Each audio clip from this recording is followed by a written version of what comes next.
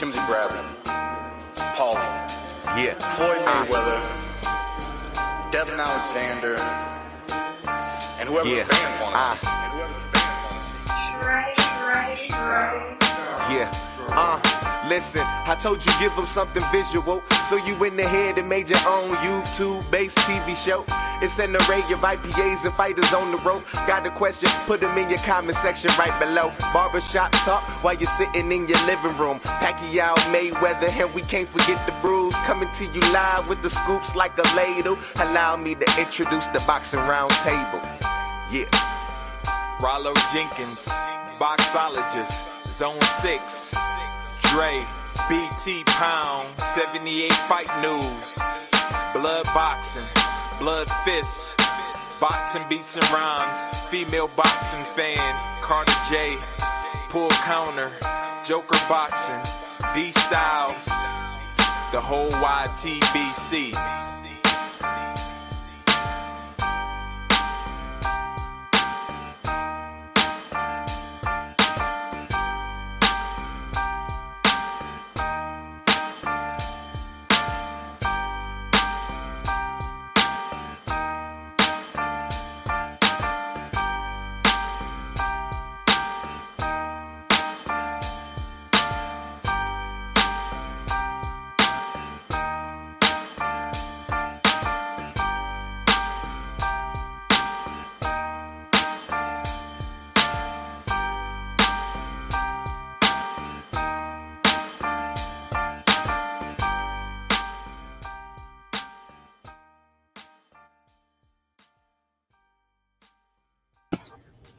All right.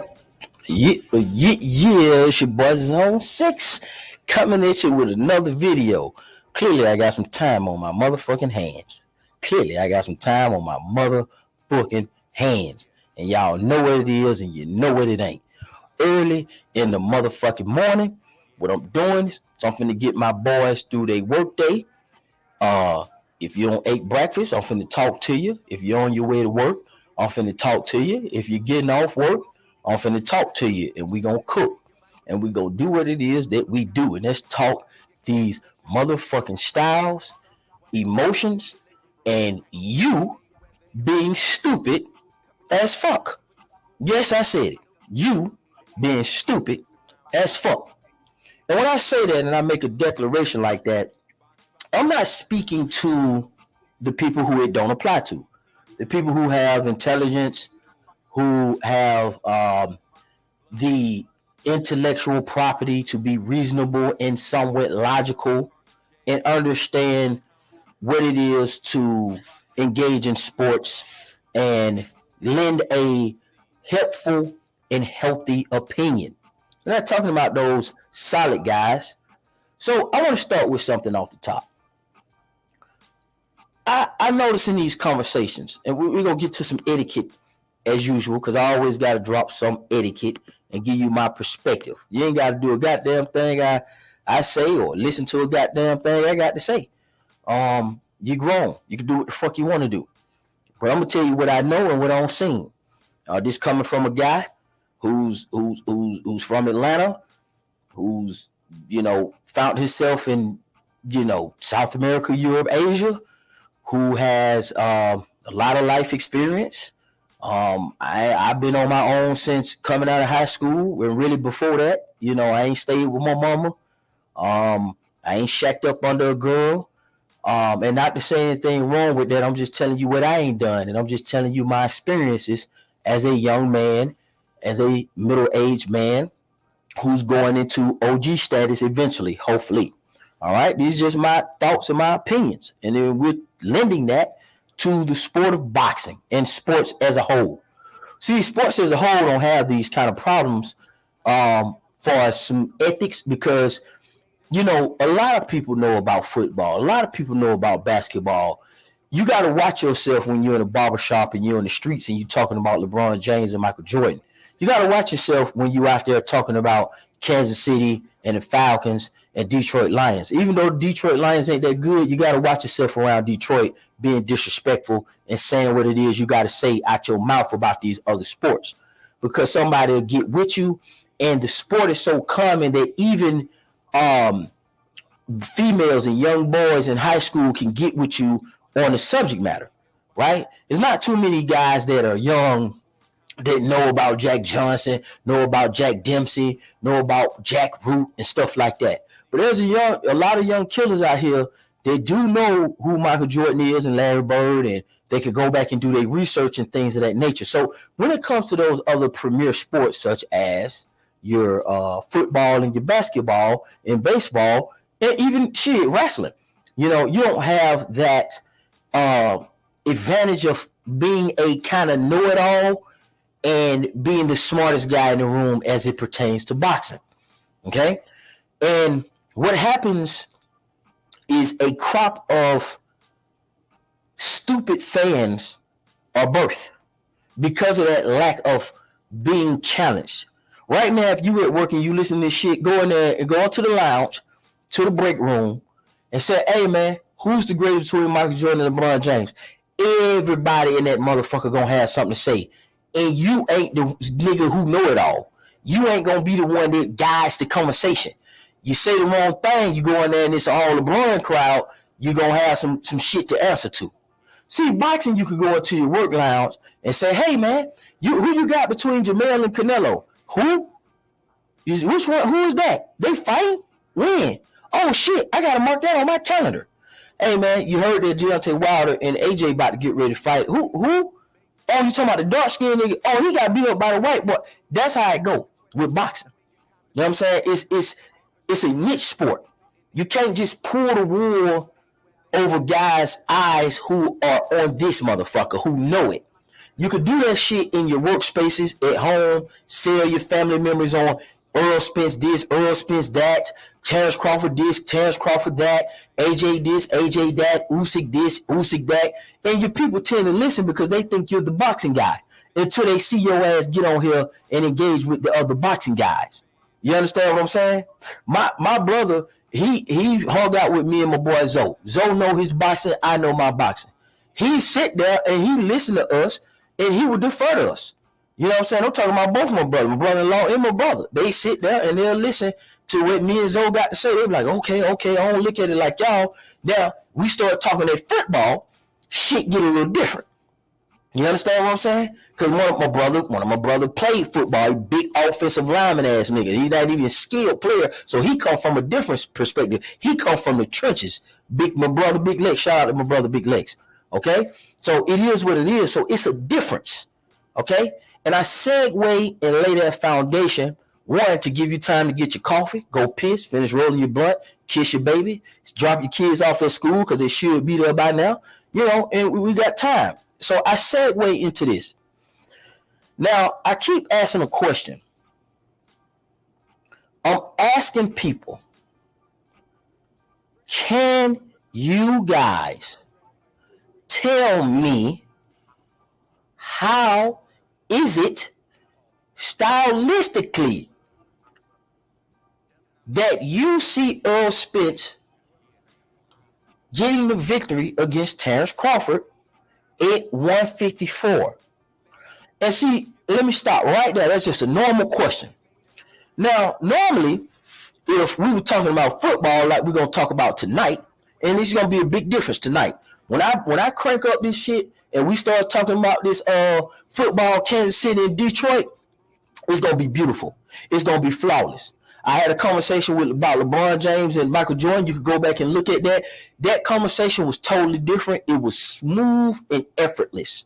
We get on here, we're going to talk about basketball and football. We're going to talk about football tonight because Detroit play and Kansas City play tonight. And I got my whole schedule free. I'm here to talk big shit, and I might do 5-6 videos there. I don't know where this shit going to take me. All right? And I'm going to be off the radar tomorrow, Friday. I got shit to do Friday and Saturday. But I'm going to be on this shit probably all day today, goddammit. I might pull a goddamn Get This Smoke. Shout out to Get This Smoke, the undisputed champion of debate across all platforms against everybody and anybody, okay? Now, let me say this. To my boy, I think he changed his name, but I think D-Block asked me this. Let me make sure real quick because it's in my file. Hold on, let me make sure because I don't know if he changed his name. I want to give him full credit for this.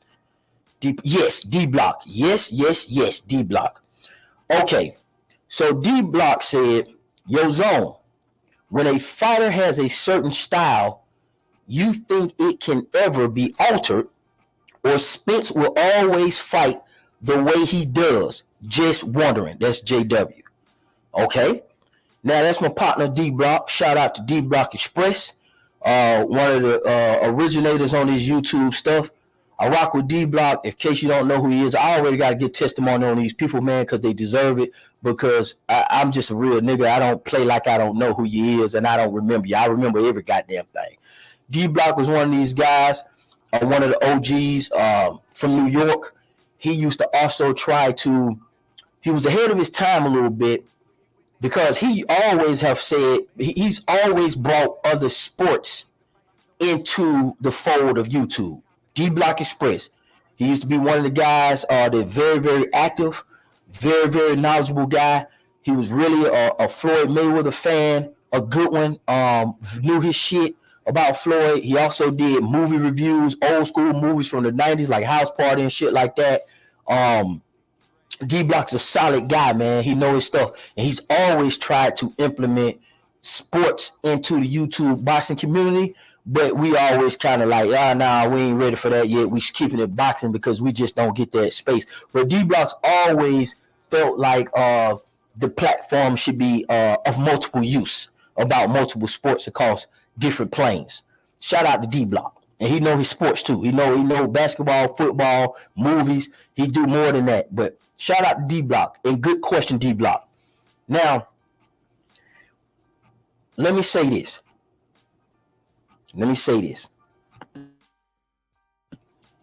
Okay.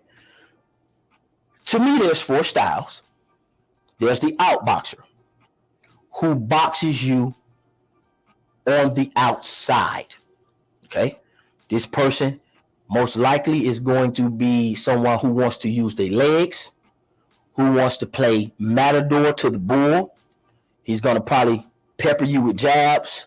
It's going to be extremely fast, may or may not have power, but a high IQ, and it just has a desire to implement the sweet science coming from the cloth of a Larry Holmes and Muhammad Ali. Now, that doesn't mean that the outboxer cannot do anything else. That doesn't mean that they're limited to only outboxing, because it can gradually change. Answering D Block's question, it can gradually change. But we got to identify what I consider a style and what I even consider to be considered, right? So he can have an understanding. Now, the next style to me is the boxer puncher. This person usually is going to have the similar attributes to that of an outboxer, but they usually tend to have a little bit more punching power to allow that mid-range success. Okay? Now, that doesn't mean the outboxer can't move in to box and punch depending on the opponent.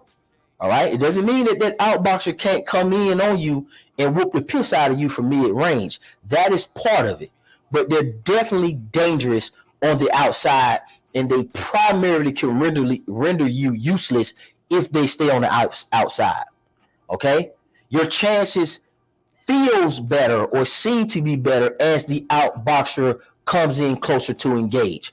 But on the outside, it's just really nothing you can do. The feet too fast. They make you miss. They make you pay. They dance all night. They keep you at the end of their stick. They ain't trying to get touched. They don't give a fuck about taking this thing down to the cards. They don't give a fuck. They not finna get knocked the fuck out. They not finna get put on their ass. You not finna embarrass them. They actually finna embarrass your ass by styling and profiling. Boxer puncher, however, again, moving closely in. The boxer puncher is more of a guy who's, okay, I can crack. I don't have to necessarily stay on the outside. I can bust your chops too. And it doesn't mean that they got to have one punch knockout power. It could be that they can have an ability to punch with both hands and just accumulate knockdowns during the process of the fight to accumulate those points, right? That's usually their tendencies. Now, the next one, as we go closer, to me, third style is the swarmer, okay, the infighter, a guy who tends to get a little bit more closer, and they kind of use more of their footwork as opposed to their hands. They're going to use their footwork to get in position to use their hands to crack you with some punches that you cannot see, or overwhelm you, shoe shine you to the body, get you with an awkward punch, and put you in a weird position. Your Manny Pacquiao's of the world would do that. He's a swarmer type fighter. Mike Tyson's a swarmer type fighter. Not to say that they don't have power or anything like that, because we clearly know Mike Tyson has world-renowned power. We also know that Pacquiao has world-renowned power. But you can neutralize or render them powerless at times, depending on if you got the right strategy. Holyfield showed you with Tyson, and Mayweather showed you with Pacquiao. Just to give you an example. So, and Porter is another example of a good swarmer, but he doesn't necessarily have the power as a Manny Pacquiao. You wouldn't say Sean Porter has more power than Manny Pacquiao. But both Manny Pacquiao, Lomachenko, Mike Tyson was world-renowned for their perpetual movement and their ability to get around you. We've seen plenty of highlights where Mike Tyson has ducked a punch, come up under you, knock your lights out to say good night. It is what it is. So we got the outboxer. I've said this before, outboxer, boxer punchers, and the swarmer. Now we have sluggers. Sluggers were going to be, to me, a George Foreman, or Antonio Margarito, and a Randall Bailey, and a Earl Spence Jr. Okay? So for me, as you progress through your career as a professional boxer, it's like this. Let me give you guys an example of what I'm going to say. Let me parallel it to football. Let me give you an example so we can make sense. All right, so when you coach football at different levels, specifically at the youth level, and I'm going to use the youth level because you get to see a level of growth and development similar to what you see in boxing because of the weight class and the transition up. It's always an everlasting evolving situation unless you're Marvin Hagler and you're going to sit down and reign in the division forever. Unless you Marvin Hagler, you're going to sit down in the division and you're going to, I meant to say Marvin Hagler or Carlos Mazon. If you Carlos Mazon and Marvin Hagler, Jose Napoles, these kind of guys kind of sit in their division and reign for a while at that particular weight class. Okay, you got some of those guys who are going to do that. Now, in football, I'm going to say this. Young football, as we grow all the way to the high school level, people's bodies change when they play football. The skill sets change. The people around them sometimes catch up. Okay? And I like football as an example because you're on the field with your counterparts, your teammates, and you're always on the field against other people.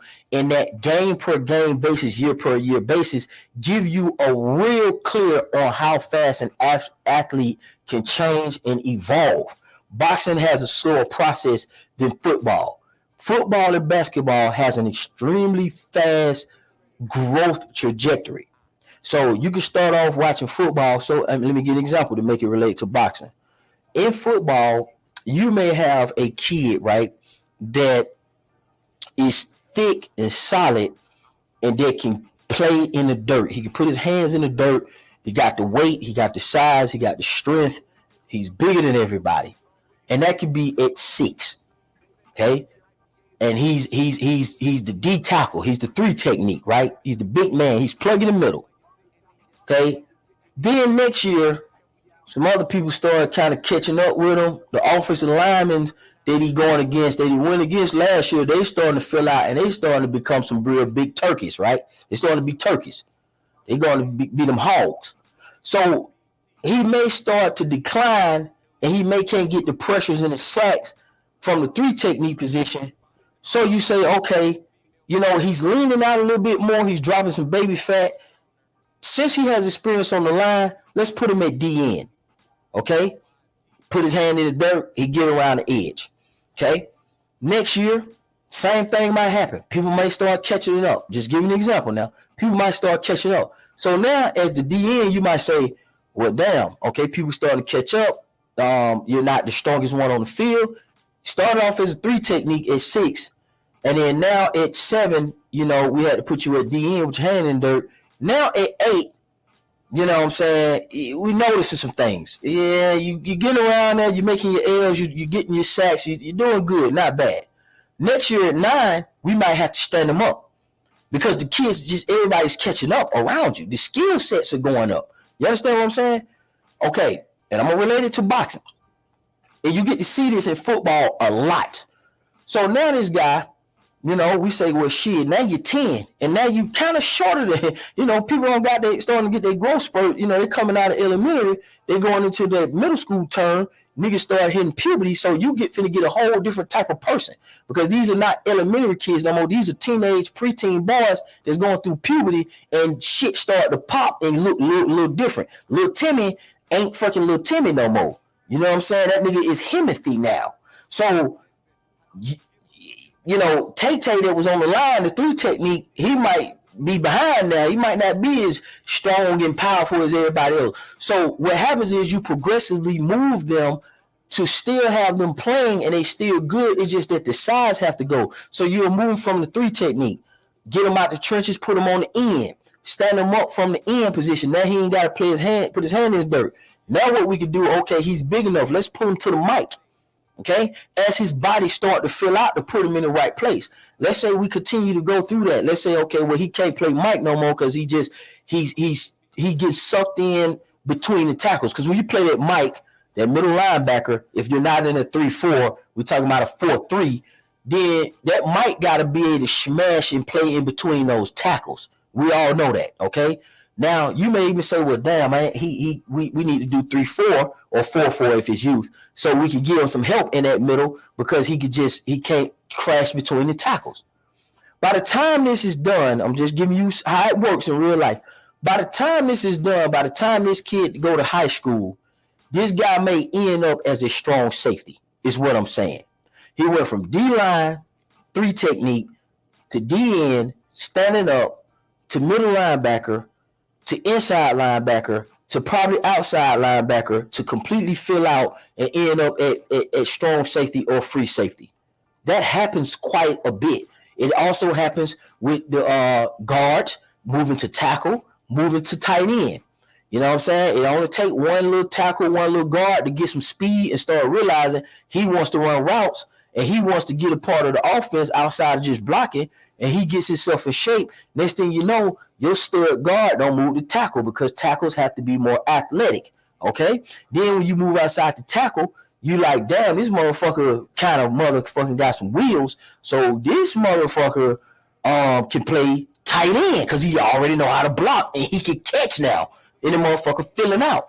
Or he may ultimately end up as one of the big receivers like a Roy Williams, like a Megatron, like a maybe between Kelsey and a Julio Jones or Pitts, Kyle Pitts.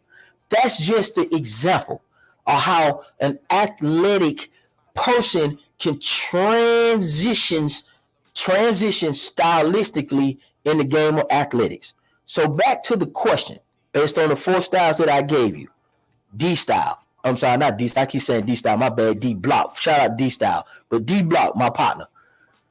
I don't think when you are a high-level slugger, it is very hard to transition backwards. I presented that order in a designated way with the outboxer first, the boxer puncher, the swarmer, and the slugger. Because the outboxer can transition down all the way into a slugger. They can. They have. You seen Muhammad Ali do the rope-a-dope. You seen him, have to transition down to that against George Foreman because you lose a step. If you ain't Floyd Mayweather and you don't get out the game when it's time to get out the game, eventually Father Time will catch up with you. So then you kind of got to say, all right, let me sit down a little bit more on my punches because I can't just dance all night. I'm kind of getting a little older. and I don't want to pull back and get myself caught busting the mouth like Keith Thurman did against Pacquiao. So let me slow down and stand my ground a little bit more. Therefore, coming from being a boxer puncher, coming from being a outboxer, going into a boxer puncher like Larry Holmes. Larry Holmes is a perfect example of a guy who could transition all the way down. Okay, from outboxing on his toes, busting your chops, to sitting down, busting you up as a boxer puncher, to sitting down and then being a swarmer, and then sitting down to ultimately being a slugger. If you go back and look at Larry Holmes had success from boxing, outboxing, boxing punching, swarming, and slugging. That's a perfect example. When you add my football analogy to that, and you add the examples of the style that I'm establishing, and you establish that with Larry Holmes as a primary example, he's one of the main boxers that I got a lot of, that I know you guys can go look at to see how he transitioned down to slugging. He could do it. He could go back and forth between the scales. Now, for Spence, I think Spence is a slugger. That's where we differ at. I think Spence is a slugger. I've always said this. I don't know why when a black guy is a slugger or African American guy is a slugger, I don't know why that is such a stain and niggas want to act like slugging don't exist and they want to call him some other shit like boxer puncher. No, it's not a fucking boxer puncher. He doesn't exhibit though. He's not a boxer puncher, man. Earl Spence is not a boxer puncher. And I don't know if you guys know the difference, but the boxer puncher, he can crack. Everybody who got power ain't a boxer puncher. Everybody who can move ain't a fucking outboxer. The boxer puncher can do it all. Okay? You know what a boxer puncher look like. That's Keith Thurman is a boxer puncher. You understand what I'm saying? That's what a boxer puncher is. Okay? Maul is a boxer puncher. Those kind of guys like that, they can box. Now, if they forego the shit, that's a whole different story. De La Hoya had identity crisis all the time. Sometimes he didn't know if he wanted to sit down and do the Mexican thing. Saying sometimes he didn't know if he wanted to dance all night and throw a fight away. Boxer punchers tend to have identity crisis. Look at Thurman's silly ass. Thurman, sometimes he run way too much, then sometimes he don't run enough. It's crazy and it's up and down with these boxer punchers. Earl Spence ain't confused at all. Earl Spence, Sean Porter, they're not confused at all about who they are. And that's using swarmers and sluggers as an example because these are guys who are going to get in your chest. Now, Sean Porter can transition out a little bit better because he's a swarmer. So Porter can step out and box if he chooses to, which he rarely did. You know, when it get tough, he gonna put his head in your chest, maul you, try to get the victory. But we've seen Sean Porter get on his toes and box. Sean Porter would have done himself a very good service had he employed that a lot more, as opposed to trying to be a swarmer with his lack of power. It would have served him better to collect some more rounds and probably put that pressure on people on the back end. That's just my opinion. But it's very rare. I've seen swarmers box. And that's rare. I've seen boxer punchers definitely box, and we definitely know the outboxer is coming in at a box. I've seen the outboxers transition all the way down to slugging. I've seen the boxer puncher lose his identity and then fucking resort to slugging. This ain't predicated on success. It's just the attempt in doing it and having some success. I ain't saying you got to be 100%. And I've seen the swarmer come in and swarm and slug and kind of transition back out to that. I've rarely seen in my life Ricardo Mayorga, Earl Spence, Antonio Margarito, Randall Bailey, George Foreman. I've rarely seen them guys employ going backwards out of the slugging. Like, I've rarely seen them say, let me step back and let me box and punch. let me get up on my toes. Even if they do, it's so awkward and foreign that they almost end up throwing the fight away because they kind of get penalized for that shit, which is not fair. But it just looks awkward. Like when we saw Terrence Crawford fighting Earl Spence Jr., and we already knew one of the options was not for Earl Spence to fucking be on his back foot at all. We all knew that. That is not a secret. It ain't got nothing to do with nothing else, but no one suspected that Earl Spence would be trying to dance and get up on his toes to get away from Terrence Crawford and get some space between he and Terrence Crawford. No one expected Earl Spence to initiate creating space between he and Crawford. Now, when you see a slugger, a guy who's dedicated his soul to breaking people, because this is what Earl Spence said. Earl Spence said, I'm going to break his will. Y'all was calling Earl Spence the eye collector. Rightfully so. He earned it. But I've never seen a guy who's so consumed with himself, because Earl Spence embodied this shit. I ain't talking about you guys. Earl Spence think in his mind that he's some kind of, I don't know if Earl Spence think he's 6'10", or he think he's some kind of 6'10", 300-pound monster from Texas. I don't know what he think. But nigga, you're 5'9" at best, because I know they be capping on these niggas' height. The nigga 5'8" to 5'9" at best. And the nigga walk around at 100 and he fight at 147.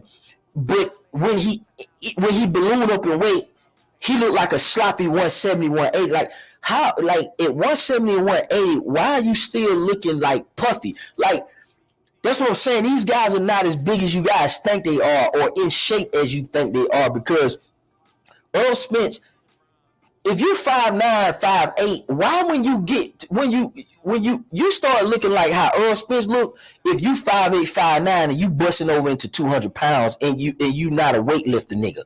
Like mostly 5'8", 5'9" niggas who swole in 200 something, they're lifting big weight, they're bodybuilders, they're of CrossFit niggas, they're some type of football player, they're some type of stocky ass motherfucker that the military type of guy, somebody like that, a construction worker that can carry the weight good at 5'9", 5'8", and that nigga 200 plus pound grown man type shit. But when I see Earl Spence don't fill out, he flab out. He don't fill out, he flabs out. And that's kind of disturbing, because I don't understand if you 180 pounds or 170 or whatever he balloons up to, why your body is doing that shit like that. But that's my opinion.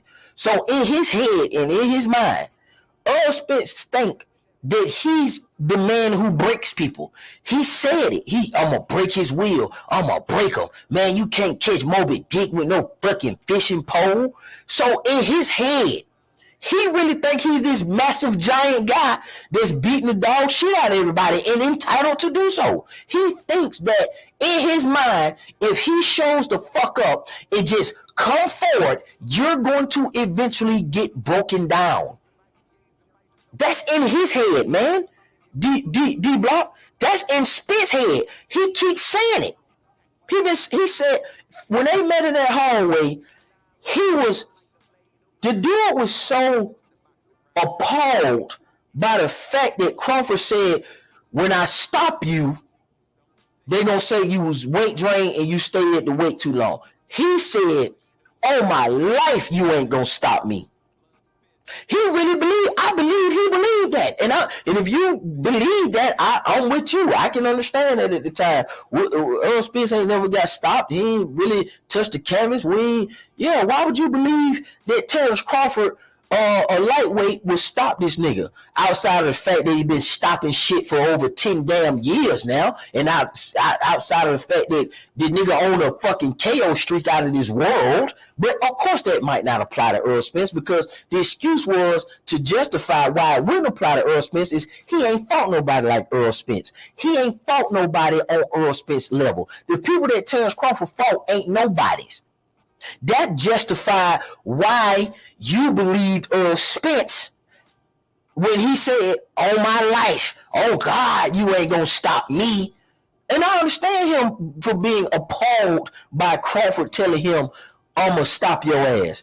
Just like he told Crawford, "Man, I'm gonna stop you, man. You too light in the ass. You're too light in the ass." Every fucking thing Earl Spence talk about is as if though he is this 5'10", 5'11" welterweight, just knocking people the fuck out with one punch over and over and over and over again. Dude, his whole stick in his mind has nothing to do with skill. It has something to do with physicality. So no, when a nigga got that branded on his shit, bro, you can't tell that nigga nothing. Telling that nigga Earl Spence that he ain't gonna get his ass whooped again by Terrence Crawford and his fans is like trying to talk to a nigga that don't fell in love with a hoe, man. Ain't nothing you can tell that nigga in love. Ain't nothing you can tell that nigga about that hoe that he don't fall in love with or that he's involved with until something catastrophic happened, like he just catch the bitch in his house fucking. That's what's gonna have to happen to Earl Spence on a continual basis for him and his fans. And that's just, some niggas just gotta be like that, man. Some niggas just don't learn until they get their shit split open, until it's something of serious consequence. So you can't tell these niggas nothing, man. Especially African American niggas. I'm black. I believe in black power, black excellence. I'm coming from a different cloth. All that, I don't fuck with that. I don't do all that shit. It's different. FB, I don't give a fuck what y'all niggas talking about. It's different. It is different. Fuck what you heard. That nigga Caribbean, and he got some of that shit in him. I don't give a fuck what you niggas talking about. To be that deluded and that fucking stubborn is the dumbest shit I've ever seen in my life. That shit'll get you killed, man. That shit'll get you killed, man. Being that fucking nonsensical, being that stubborn, being that fucking egotistical, that you telling me that there's no realm of possibility that this man, Terrence Crawford, who could be a opponent for you, who's been stopping shit up into the hallway meeting, and then after the fact, and you know what you've been doing, which has been bullshitting. There's no way that you prepared for this man who told you in the hallway to your face. This ain't nothing on YouTube. He told you to your face, when I stop you, they're going to say that you stayed at the weight class too long and that you were drained. That's what Crawford told him in his face. Barbaro then said, the smartest thing you can do is stay away from Terrence Crawford. Everybody laughed. Everybody thought it was ridiculous. There's no way that Crawford could undress this nigga the way he talking. It got to be a minimum of 50-50 fight. How? When this nigga mentality is stuck on stupid, is stuck on stubborn. How? You can't tell a nigga no shit. That's all. I don't give a fuck about Blu-ray. He's still the same nigga that, okay, he gonna introduce Blu-ray into the camp. What he gonna do? I'm gonna just fight harder. That's his adjustment. I'm going to fight harder. That's his. I'm telling you what the fucking adjustment is.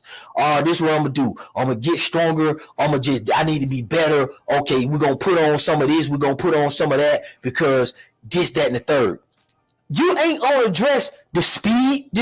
You're not gonna address the speed discrepancy, the power discrepancy, the level changing discrepancy, the overall skills discrepancy that you face when you go against Terrence Crawford, Earl fucking Spence, and his fan base. So D-Block, fucking know, when it comes to sluggers, I have rarely seen a fucking slugger at a high level transition out of slugging into swarming, into boxing punching, but for some reason you keep landing niggas.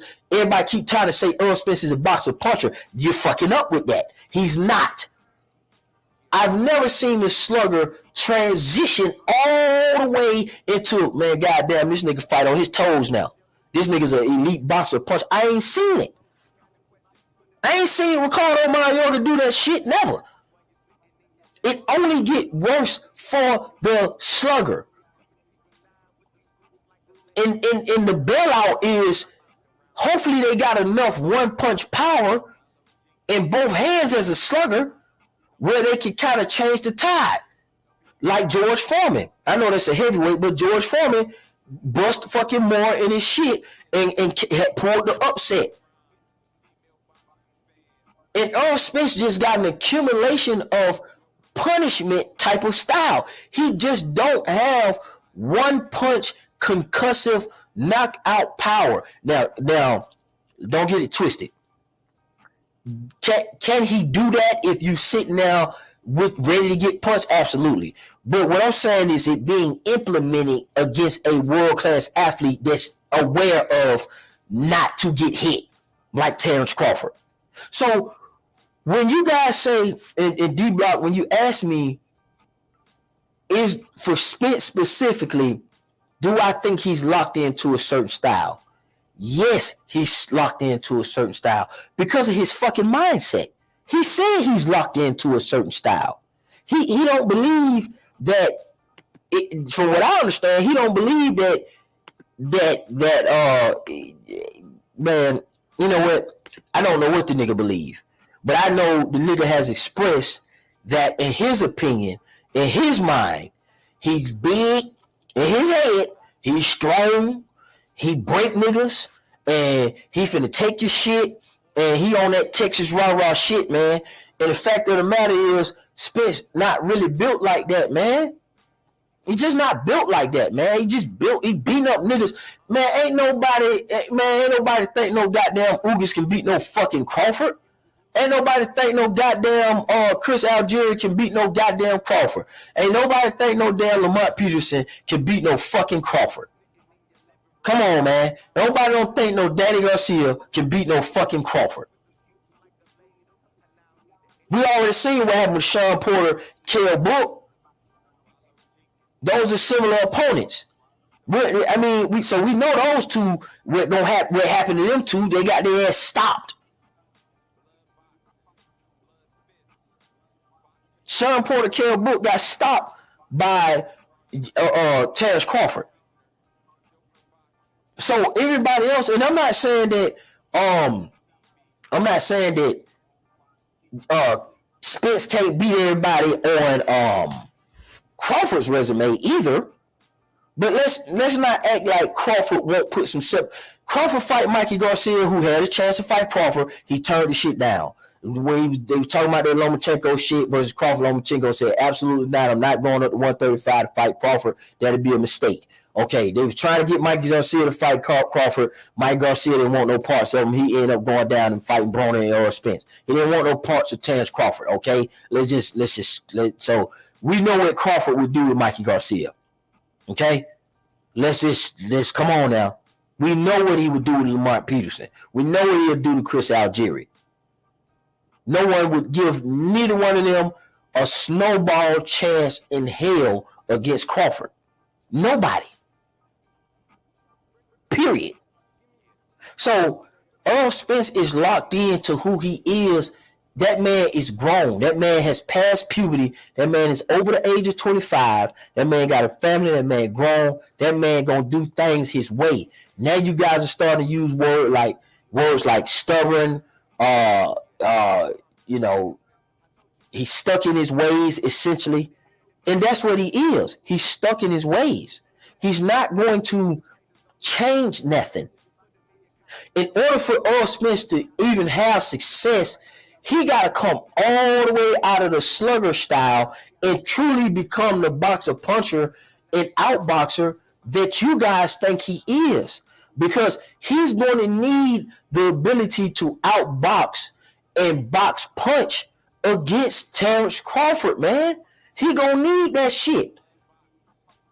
And those are ranges that Earl Spence cannot achieve, man. He can't achieve that. He can't achieve that, dog.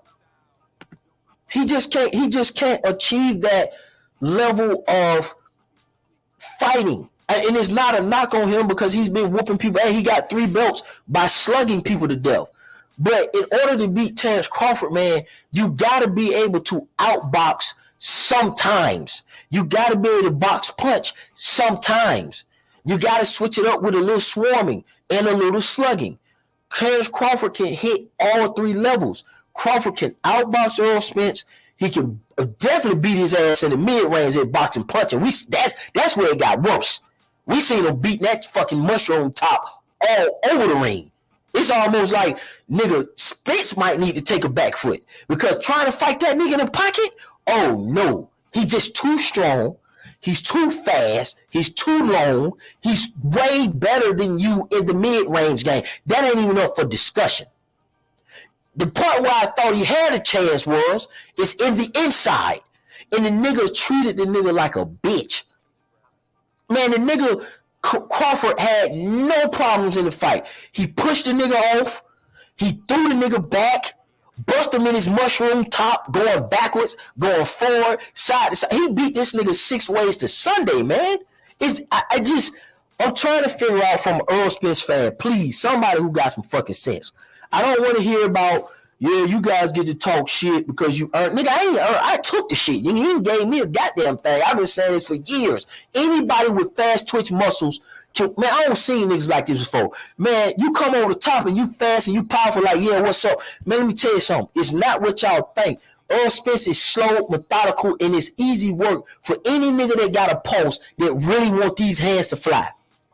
It's just, I'm sorry. The only niggas that get broke up by Earl Spence is soft belly niggas that can't fight coming forward at all. They has no power. They only desire to fight on the outside or stand there in the pocket like Lamont Peterson. Okay? Like fucking even with Mikey Garcia. Mikey Garcia employed some of the levels. He had success. He got his ass whooped, but he was able to survive the entire fight. Crawford has the intangibles, longer arms, stronger than Mikey Garcia. And I knew then Crawford was going to whoop his ass, paired with Crawford stopping. When I knew it was going to be brutal is when I seen Mikey Garcia, I saw what he was trying to do to Spence. He just didn't have the physical attributes. I saw what Crawford did to Porter. On the inside, I said, yeah, Spence going to get his ass destroyed. But I'm going to go to Zoe Money jump in real quick. Zoe Money, go ahead and cook, man, on this if you want to speak on it. What's up, my guy? What's up, boy? Love you, boy. Hey, man. Boy, you on fire, boy. You are on fire. Hey, man, I really don't want to see that fight, bro. I think Spence going to end up losing his life if he get in a fight again with Terrence Crawford. He got beat so badly to the point that I'm scared for him in that next fight. Like, seriously, I think he's going to have brain damage, bro. He got beat so bad. Did you see that man's face after the end of the fight, bro? He was sluggish. Like, you know how Spence normally talks slow. He was talking like gibberish. You know what I'm saying? Like, sitting at the podium, bro. Like, he got beat so bad that I was sad to watch that fight, bro. Like, he beat that man terribly. That was one of the worst showings of an outboxing with a boxing puncher that I ever seen in like any other fight, bro. Cause he did him some. Oh my God, I'm scared, bro. I don't really want to see that fight, bro. I wish Spence would just go ahead and drop that and move on in his career. No, bro, you can't beat Crawford, bro. And you listening to your folks talking about running back. Then you done got rid of your trainer who got you where you at. You feel what I'm saying? Like you gonna mess around and get killed, bro. Exactly. And you got children at home. You feel what I'm saying? Mhm. Like, bro, you playing a dangerous game, bro. I just don't understand. Like, I just don't understand why he taking this fight, bro. Why he calling for the rematch? You ain't fighting for no title. You feel what I'm saying? Yeah, y'all gonna get paid big time, bro. But you just got one of the largest paydays you ever had, bro. Sit back in the island with your girl and your kids on your ranch, bro, and chill out. Matter of fact, you might need to retire after that loss, bro, because you couldn't stop Mikey Garcia, which was one of the worst. You was doing all that talking about what you gonna do to Terrence Crawford, but you couldn't stop a dude that came from two weight classes lower than you. You know what I mean? Like, and he came up there and literally embarrassed you. But that just show you that he didn't want no smoke from Crawford. But that show you the great fighters know who to play with and who not to play with. You feel what I'm saying? Cause Mike Garcia didn't never want to go see Crawford. They offered him that fight about 2, 3 times. He like, nah, I'm straight. He wasn't stupid. He knew what it was. He'd have went in there and got smashed real bad. You know what I mean? Mhm. And probably hurt. You know what I mean? That would have tarnished his career. That was a smart move by Mark Garcia to not fight Terrence Crawford. But they knew, oh, he like, let me try this chump Earl Spence. He ain't fought nobody. I'll do him bad. You feel what I'm saying? But he went in there and Earl Spence struggled his way to the win. You feel what I'm saying? You couldn't even stop, man. Come on, bro. Earl Spence, bro, like, you tripping. Like, I don't know why you want to get in there at 154, because it's probably going to be worse. Crawford going to be stronger with more punching power at 154. He carry his power in every division he go to. This man been stopping, bro. He been stopping people since 130. You feel what I'm saying? The last, I think, not stoppage he had was Ricky Burns, right? When he won the 130 WBO title, right? 35, 35. He started when he ain't fight at 30, he's at 35, lightweight. 35, 40, I thought 47. I thought he fought Ricky Burns for the 130 WBO title. No, he wasn't never at featherweight. He's Crawford been lightweight. He did lightweight, featherweight. I'm sorry. He did lightweight, 140, and then he's at what? This is third division, remember? Yeah. Okay. Yeah, yeah, yeah, yeah. Undisputed at 147, 140, and then Yeah, I 35. remember. I remember he's undisputed at 140, 147, Yeah, and 135. Okay. So that's what. Yeah. He did fight Ricky Burns. Yeah, because he went yeah, over there to England, right? yep. Fight Ricky Burns. Gamboa then was at 35 by that time. You know, if 30, he might have got Lomachenko if he was fighting at 30, but yeah, you're right about that. Go ahead. Yeah. That. But man, that Spence. I don't want to see the fight, bro. I feel like it's a waste of time. And for the Spence fans out there, if y'all want to see that fight, y'all gonna do for real, bro. Cause oh might get killed, bro. I'm scared he gonna get killed, bro. Almost like Deontay in that third fight with Tyson Fury. You feel what I'm saying? Like, I thought Deontay was gonna die, bro. You know what I mean? The way he started bleeding out his ear, bro. I thought he had brain damage, bro, for real. Yeah. So, I mean, but here we are. Deontay Wilder got what he asked for. And he's alive and he's well and he's finna fight AJ. So it just established that he can't fuck with Fury, but he could probably fight other people. And that may end up being the case for Earl Spence. It may just Crawford may put the nail in this nigga coffin, put him down face first, ass up, just like Wilder got, and people just gonna move on from it because you know he got splatted by Fury, and they're gonna come up with all kind of excuses, and then they'll move on. So But he'll probably get see, splat. I don't even see the start. My bad, zone. But I don't even see um uh uh um Earl Spence beating Keith Thurman though. Just to be Yeah, real. yeah, I never saw that as a reality, but um, Keith Thurman's such a bullshit nigga that Yeah. he makes it closer.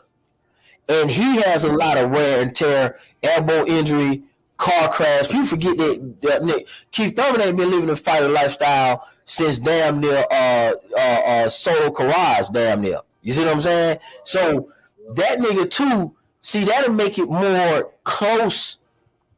It's closer now for me with Earl Spence and Keith Thurman because Keith Thurman had car wrecks with the Mustang. He had whiplash. He busted. He got his elbow busted, and he ballooned up in weight like Earl Spence. He's in a similar situation where he's with his wife, who he travels, I'm sure, out the country back and forth because she's from, I think, Nepal, or something like that. But he had no obligations, so that's more of an even match for Earl Spence. And I think that fight, taking it, would have been, even though it's even, I think Spence could have came out on top of that with some experiences. I don't think so. But see, I don't think I'm only saying that because he has a chance. I think it's 50-50 because of it. Okay, Keith Thurman that fought Soto Carras and fought Diego Chavez and Warren Zavic and them niggas right there and Law and all them. Nah, Spence can't beat that version of Thurman. But we're a long way from that version of Thurman. right. But however, Spence's his damage is starting to show, and so is Keith Thurman. So they older, and maybe there's an opportunity there. But for Crawford, both of them gonna get their ass whooped by Crawford. It just, you can't have an undisciplined lifestyle and think you're gonna beat Crawford, man. It's just not gonna work. Yeah, I think Crawford more like Floyd in his preparation and adaptation in the fight. You know what I mean? That's the closest thing to Floyd I ever seen. You know what I mean? But I think he's way more aggressive than Floyd. He's an attacker. You know what I mean? Like, he gonna get you out of there. He's so mean, boy. He got that dog in him, bro. Exactly. Like, and then he don't really have injuries. You know what I'm saying? Exactly. He so ain't brought him to the light. You know what I'm saying? Bro, get on your neck and it's over with. You know what I'm saying? Bro, it's over with, man. They got the long ass octopus arms, so he can do all kind of shit to you. He can just do all kind of shit to you. He told everybody. He said in the last press conference, he kind of revealed it because he got mad. He said, "Man, look, I do everything better than Earl Spence. That's just what it is, point blank, period." Earl Spence over there talking about, man, you can't catch Moby Dick with no fishing pole, and this man telling you that he better than you in every regard. And then and Derrick James' response was Bomac fat and all that kind of shit. See, that right there, man, I'm just telling you, I don't know if Earl Spence gonna get killed this fight. I just know he's finna get KO'd of the year unless they stop him to preserve his career. But he's finna be on that KO of the year list round 5. Brutal stoppage. Hey, bro, like I said, bro, I don't want to see the fight, bro. Like, go play with somebody else, for real. You barking up the wrong shoulder in the first fight, bro. It is nothing. You have no leg to stand on. Why do you want to run it back? Bro, you were completely shut out. He couldn't do anything. Like, he was too slow. He was slow to the point of attack. He looked like he didn't know where he was going. You know what I mean? Every time Terrence Crawford hit him, he looked like he was reaching for God. You know what I mean? I'm just, man, listen, bro. It was no. Now, if you had some moments in the fight, I would have been like, okay, cool, run it back. But bro, you had nothing, like nothing. Do you understand what I'm saying? I'm talking about nothing in the fight, bro, that indicates that you're a challenge for Earl Smith. I mean, for Terrence Crawford, bro. Bud is just on another. He's just in another realm, bro. Like, you're a good fighter. He's a great fighter. It's a big difference. Like, Bud is gonna be one of the greatest of all time, bro. Matter of fact, he is the greatest of all time. You know what I mean? In my book, I put him behind Muhammad Ali and Sugar Ray Leonard now, because he's been undefeated twice, and he undefeated still, and he got 31 knockouts. Exactly. You know what I mean? 40-0, bro. Like, you got to respect that man, bro. And he never ran from now opponent. He never ducked and dodged now opponent. All the opponents that he didn't fight ran from him. Like Manny Pacquiao ran from Bud multiple times. You know what I mean? Yeah. Keith, y'all asked the question. He was like, no, don't want to fight Bud. Made excuse. Oh, you got to get a title. Oh, he hasn't done enough. Oh, he did. Come on, bro. That's what kind of go down the line, bro. So many fighters that should have fought him that didn't fight him. You know what I mean? And then they say Bud can't do this, Bud can't do that. But he got his chance to smack Earl Spence to kill everybody. You feel what I'm saying? Now it ain't nothing you can say. Because he beat the dogs that everybody thought couldn't be beat.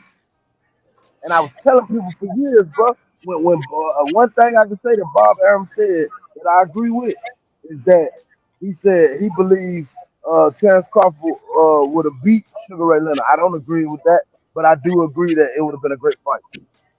Yeah, see, I'm looking at it right now. I'm looking at the KO of the year. We got Michael Nunn over here. There's Colombe, Terry Norris on Mugabe.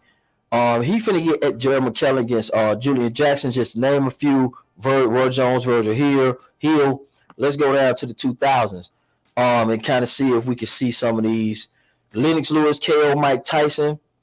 Antonio Tarver, KO Roy Jones. He on the list. Let's see something. Vic Darchinyan's on the list from Nonito Donaire. Edison Miranda, David Banks. I remember that KO. He knocked him through the ropes. That's the contender guy. Manny Pacquiao brutally knocked out Ricky Hatton. Now, they've been saving some of the PBC fighters because I'm going to be honest with you. There's no way Deontay Wilder. See, they got Deontay Wilder on here.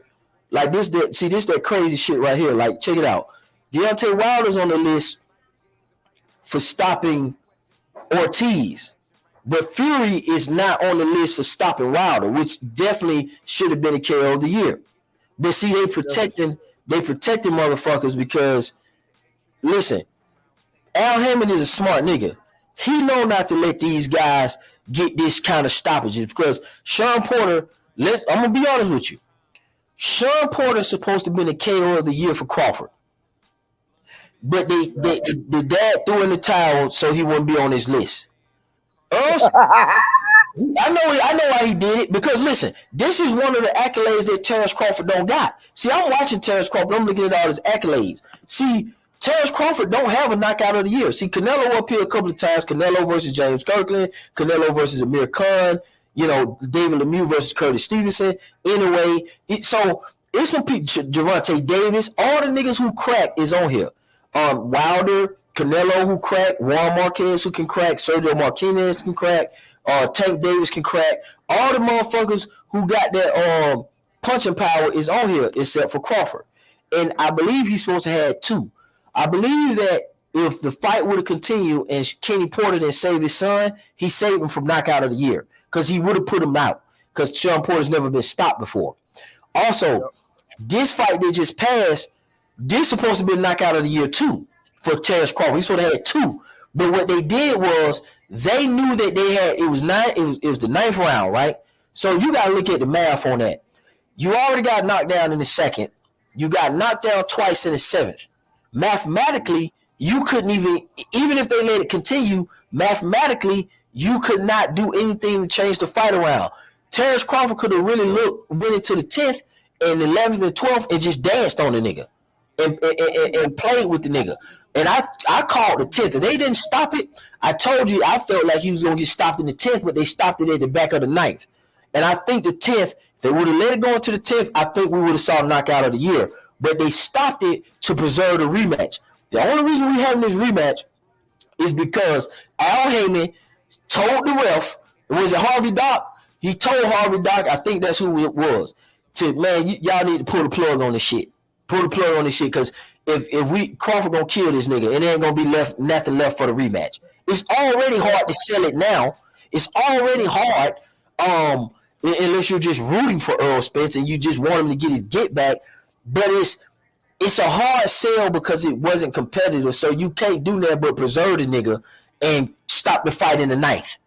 And it would have been if it's knockout. If we come out in the 10th and Crawford go ahead and hit this nigga and he don't make the 10th, he don't make the 10 count, that is knockout of the year in the 10th. We don't want to see the rematch. See, and that's what's crazy about this shit. If he knocks him out in the 10th, I say this, he shouldn't have touched the nigga in the 9th. The way it was going in that knife at the end, man, how Crawford was looking at that nigga, busting him across that mushroom top, man, he was finna knock that nigga through the ropes. He was finna, and the ref jumped in and stopped the shit. And then there's, he didn't look the same. We need a rematch. But if the referee don't jump in there and he get knocked through them ropes or knocked on his ass, we don't see a rematch. So Al Heyman keeps stopping. Porter's supposed to be knocked out of the year by Crawford, and Spence supposed to be knocked out of the year against Crawford. They robbed that nigga 2 knockout of years. Another fight should have been a knockout of the year. Eureka Gamboa by Crawford. That should have been knockout of the year. Because Eureka's was undefeated. He was undefeated there. Yep. Exactly. And another knockout of the year should have been Julio and Duncan. When he won the undefeated title at 140. Yeah. With that body shot, when he that shit sounded like a shotgun went off. But I know Al Heyman is stopping that because I noticed that even Wilder, it ain't got nothing to do with just Porter and what's the name. I just noticed that I don't see Wilder up here either, but I see Ortiz up here against Wilder. Man, look, Wilder, that was the knockout of the year when Tyson Fury stopped Deontay Wilder. Just because he never. Come on, man. It was knockout of the year. He hit the nigga on the ropes and the nigga fell down face first and was fucking out. The crazy part about it is, bro, that was a crazy fight, bro, because that boy Deontay Wilder dropped him twice. I thought the fight was gonna go a whole nother way. When I seen Deontay drop him that second time in the third fight, I said, "Oh yeah, he back." I said, "Deontay finna get his win back. He finna get his get back." Boy, that next round,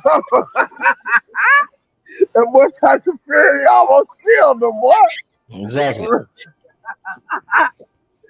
Hey man, that was one of the most entertaining fights I've seen a heavyweight in a long time, though. I ain't gonna front. But I was sad for Deontay, bro, but he gave the entertainment that everybody wanted to see. That was an action-packed fight. Yep. So, regardless how he goes, I say that, man. I just, with these emotions, if anybody can explain this, Earl Spence fan, I'm not interested in picking with you. I'm not interested in shitting on Earl Spence. I just want to know. I just want to know if you're picking Earl Spence because of hope, or are you picking Earl Spence because you really technically see a way that he can win? And I'm interested in those guys because I kind of want to learn something and see something. If you hope that he gonna win, that's different. But if you actually, what's say? Think about it. Think about it. Gotta be hope, my God. What else they got? Man, that's what I'm but some of them say they keep saying it ain't all just hope. They think that man, that man just watch. Man, the whole world seen it. But that man got man, this what they're saying. This is what they're trying to say. They're trying to say now they're trying to dry snitch. They're trying to say no excuses, but they trying to swerve.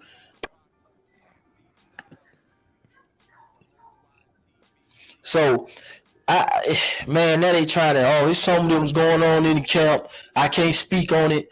I can't say nothing about it. Trying to imply like something was going on with a rib injury. Man, you got a rib injury, nigga. You can't even lift your goddamn arm. Man, audio funny. Yeah, I kind of took the plug out, so it do that. Can you hear me, Zoe? Yeah, I can hear you. You was breaking up a little bit. No, I had, some reason when I take this plug, it's charged up, but when I take it off and charge it, it do like a skip. Yo, 513, can you hear me? I'm going to repeat that. 513, can you hear me? All right. I hear you. Okay.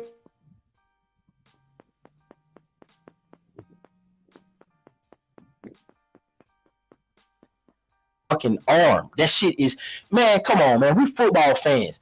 Football, they'll put their needle in you. They'll goddamn wrap your ribs up, bro. This is that, and they can kind of just not go to you. You could be a decoy. If you boxing and you got a rib injury, nigga, you can't come out there with your shit wrapped up. Ain't nobody. Yeah, they can't just target the other receiver and feed the running back. No, nigga. You ain't no nigga. Your ribs hurt, nigga. You finna get this work.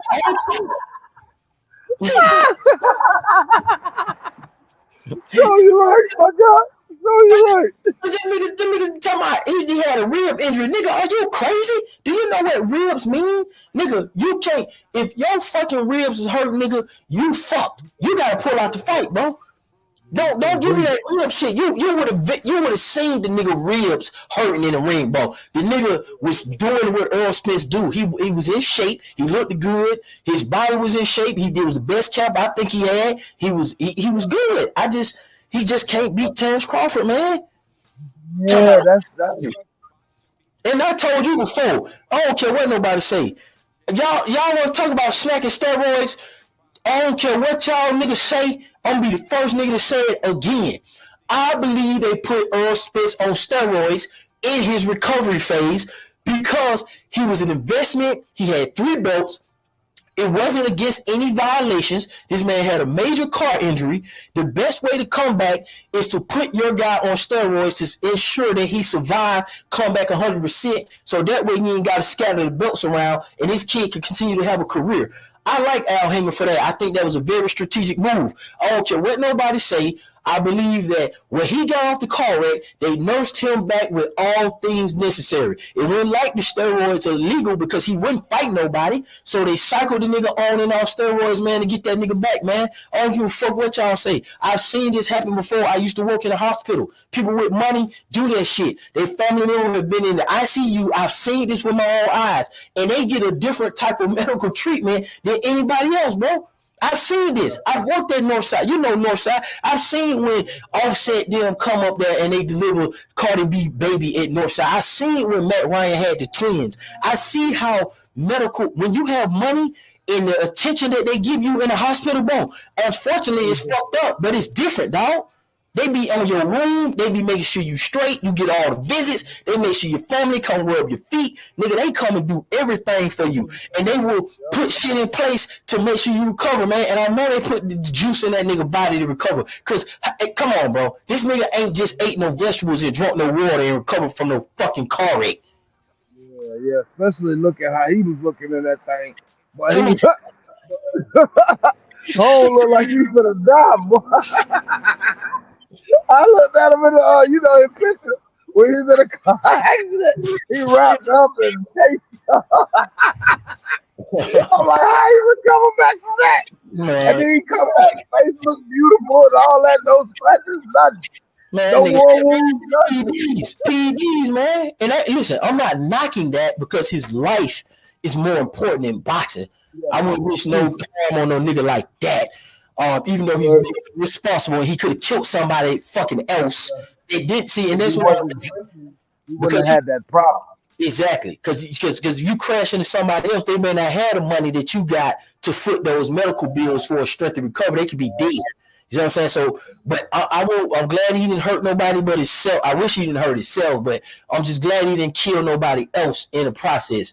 And I'm glad the man was able to recover and have some more fights. So it's more power to him. That's a testimony within itself. It's just that you can't with a nigga who's solid. Terrence Crawford ain't with that shit. Yeah. Show you right, boy. But you know another thing about that situation, I just wonder why Earl Spence didn't take a tune-up. Maybe 2 tune-ups before you get in the ring with Terrence. That show you the respect level he had for Terrence Crawford. He didn't respect Terrence Crawford. That's why I think Crawford beat him like that. Exactly. You know what I mean? Because of the simple fact, bro, you ain't gonna take no training fight before me? Because Crawford fought David Avanesha.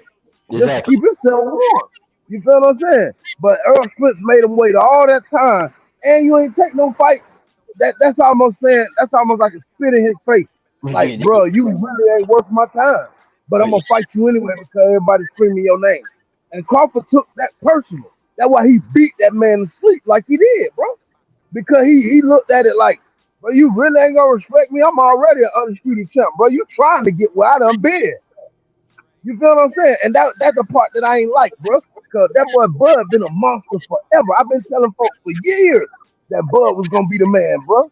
I said if he go to 147, he gonna run 147. You know what I'm saying? Because his skill level and his power, he got a lot of power in both hands, bro. And folk be trying to play like home really ain't that, but he is that. And I've been saying that, bro. I say you can't become undisputed, nigga, unless you the man. You feel me? You can't watch out of the division unless you the man, bro. You got to have skill, you got to have power, you got to have movement. You feel me? And see the crazy thing about it is, bro, he's such a dog, bro, that he allow you to hit him. I seen fights where Crawford don't even get touched.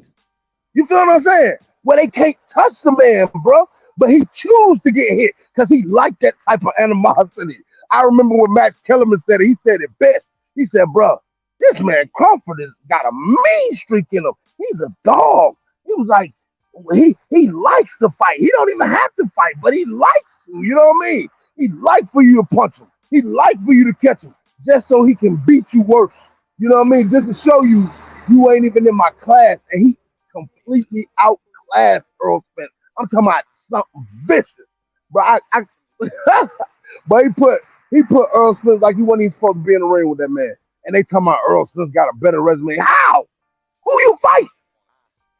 Who you fight to get you to that point? You barely beat you guys. They really gifted you that decision. Sean Porter, that's questionable, except for the knockdown. I give you that slight edge why you won that fight. They've been gifting this man the last few fights. He been looking questionable. He ain't had a stoppage since after 22, right?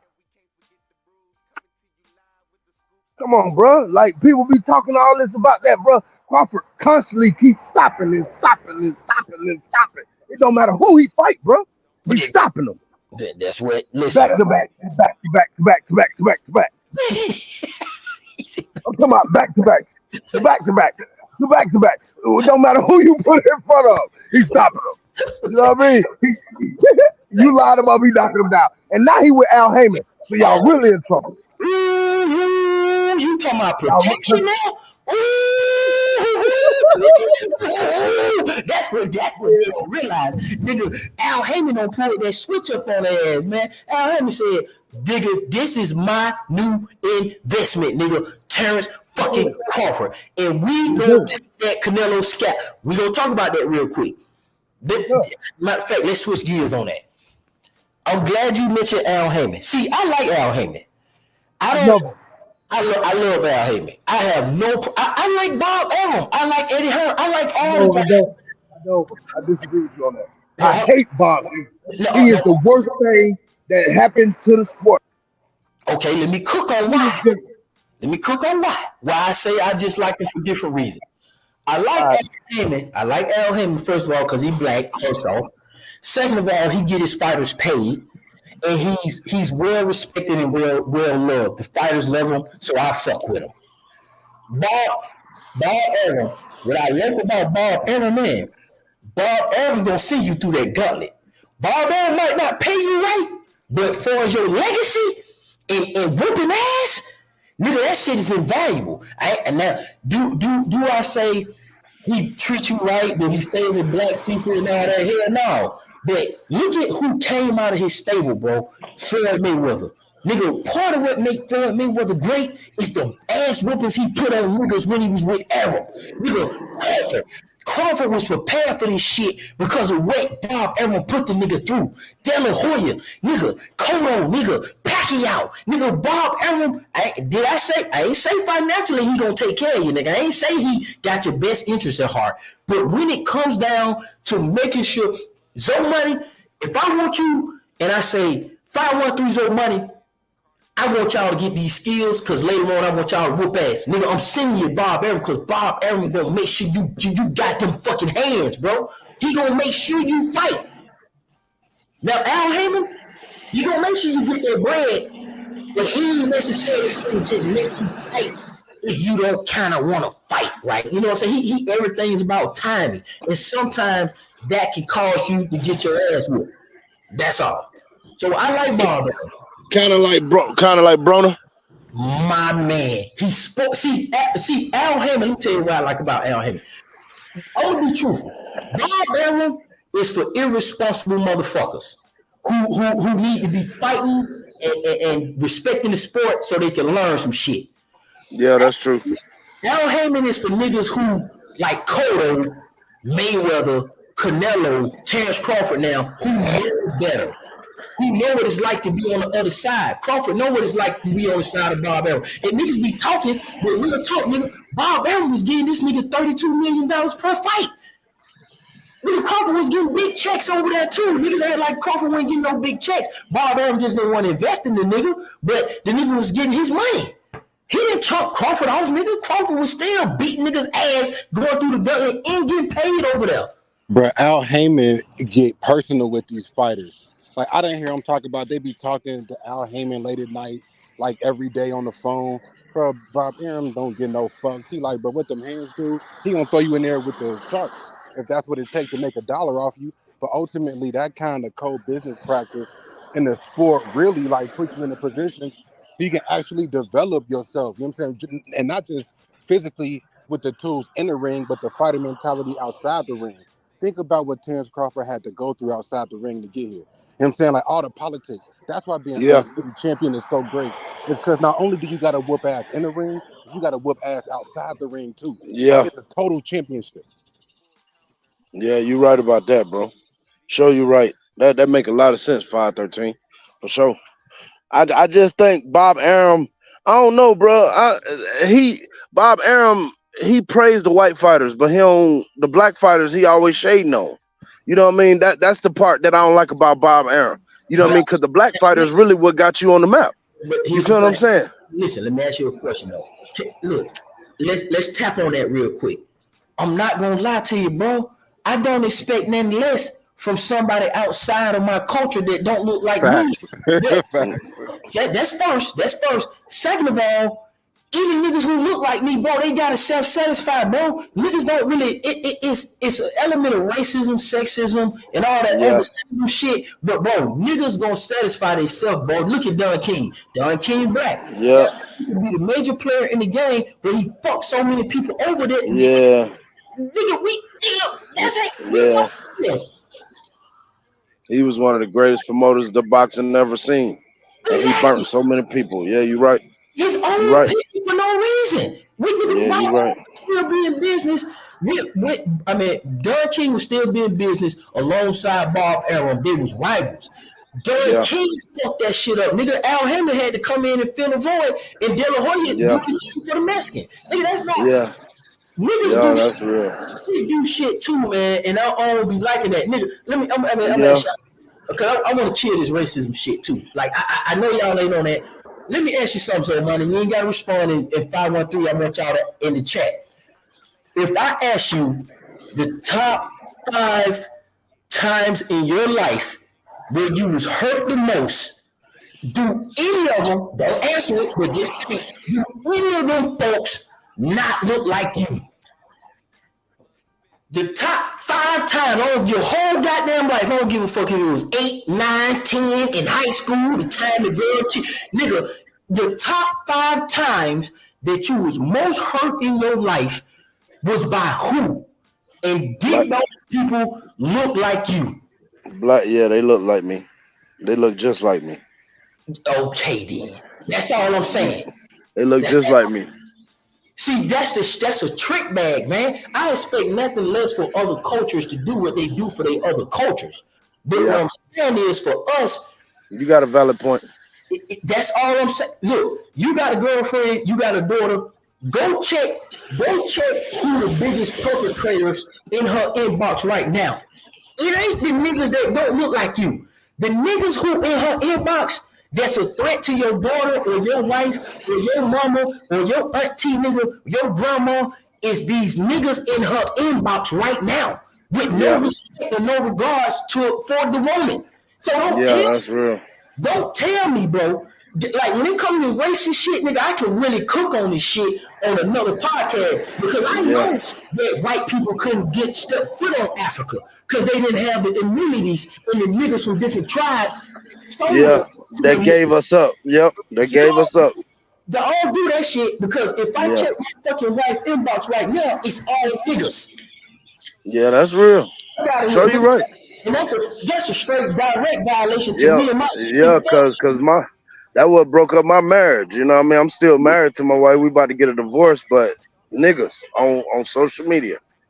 Man, listen, I'm a fucking historian, bro. I do Yeah, research. I do papers on this shit. I have learned and looked at research. Nigga, I fuck with W.E. Du Bois, nigga T. Washington, the Black nigga. I really be on that. I just ain't gonna talk about it because I know better. Check your daughter inbox, check your grandma inbox, go check all the women inbox. When you go to the family reunion, go check and see who the biggest perks and the biggest threat to your women that you love in your family is niggas in her shit. yeah, Fuck out of here, nigga. Y'all niggas wake up every day and fucking look for hoes to fuck with. Y'all don't give a fuck if they married, if they underage or nothing. I don't yeah. give that shit, niggas. I don't That's hit real. the white boy. When I go to job, when I work in that job, the people who I was helping the most was people that look like me. But the people who was the scariest was people who looked like fucking me. Yeah, So I don't want to hear that shit about me. I expect Bob Arum to be who he's supposed to be and conduct himself based on principles. If right, Crawford he got fucked by Bob Arum, I'm cool with that. right. I'm cool with that. But see, guess what? Broner, who's black, who's with Al Heyman, said he got fucked by Al Heyman, did he? But how he made the most money in his career with Al Heyman. But He he was made saying, he was complaining, saying the schedule and all that kind of shit and all. But that's my He point. ain't see none of but that money for real, man. He Exactly. was getting Exactly. it was being held for him with other investments, and then he was getting Exactly. these payouts. It's what these dudes do, like a Jay Morrison. What these dudes, these scammers do, it's just a Ponzi scheme. They get a bunch of people money together, claim to pay out a dividend over time, what the investment fund is making, and you get money beyond the money that you made.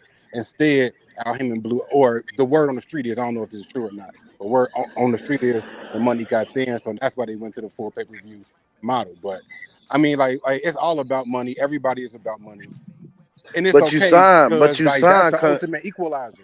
Like that's but how you you but know like we can be brothers is because I'm come to you and say, look, I'm looking out for me and you looking out for you. And the only time that we ever go outside of that is if we have a brotherhood code amongst each other, man to man. But like you got I to start dealing with people as men, and we don't do that I enough. We do it too much in groups. yeah, I feel you on that. 513. That make a lot of sense. You feel what I'm saying? But in the same sense, you sign a contractual agreement, bro. And if you don't pay me my money, that's a breach of contract. Unless this nigga signing a contract that he ain't read or went over with no lawyer or know what And that's what I'm saying. smart enough to know what's Niggas don't going be on. serious, bro. Like it's Yeah. just, you know what I'm saying, black man handshake behind the So table. then, You are henceforth, like you got to be yeah, about your business. He tried to treat it like this was his big uncle looking out for him, some right, Marcus right. Garvey guy who was coming to help him. So he was coming to get that paper off you, my G. Right, That's about right, it. right, right. And that's stupidity, and that's what it really sounded like to me. Broner didn't know what he was doing. You feel what I'm saying? And you Bro, got he into a all hood them. nigga, bro. Like you know Yeah, what I'm that's saying, what. like you know, Yeah. we from the same hood, bro. Me and AB. Like, and I'm Oh, gonna for tell you real? right now, yeah. Like I'm Oh, gonna you tell you from the right now. Natty?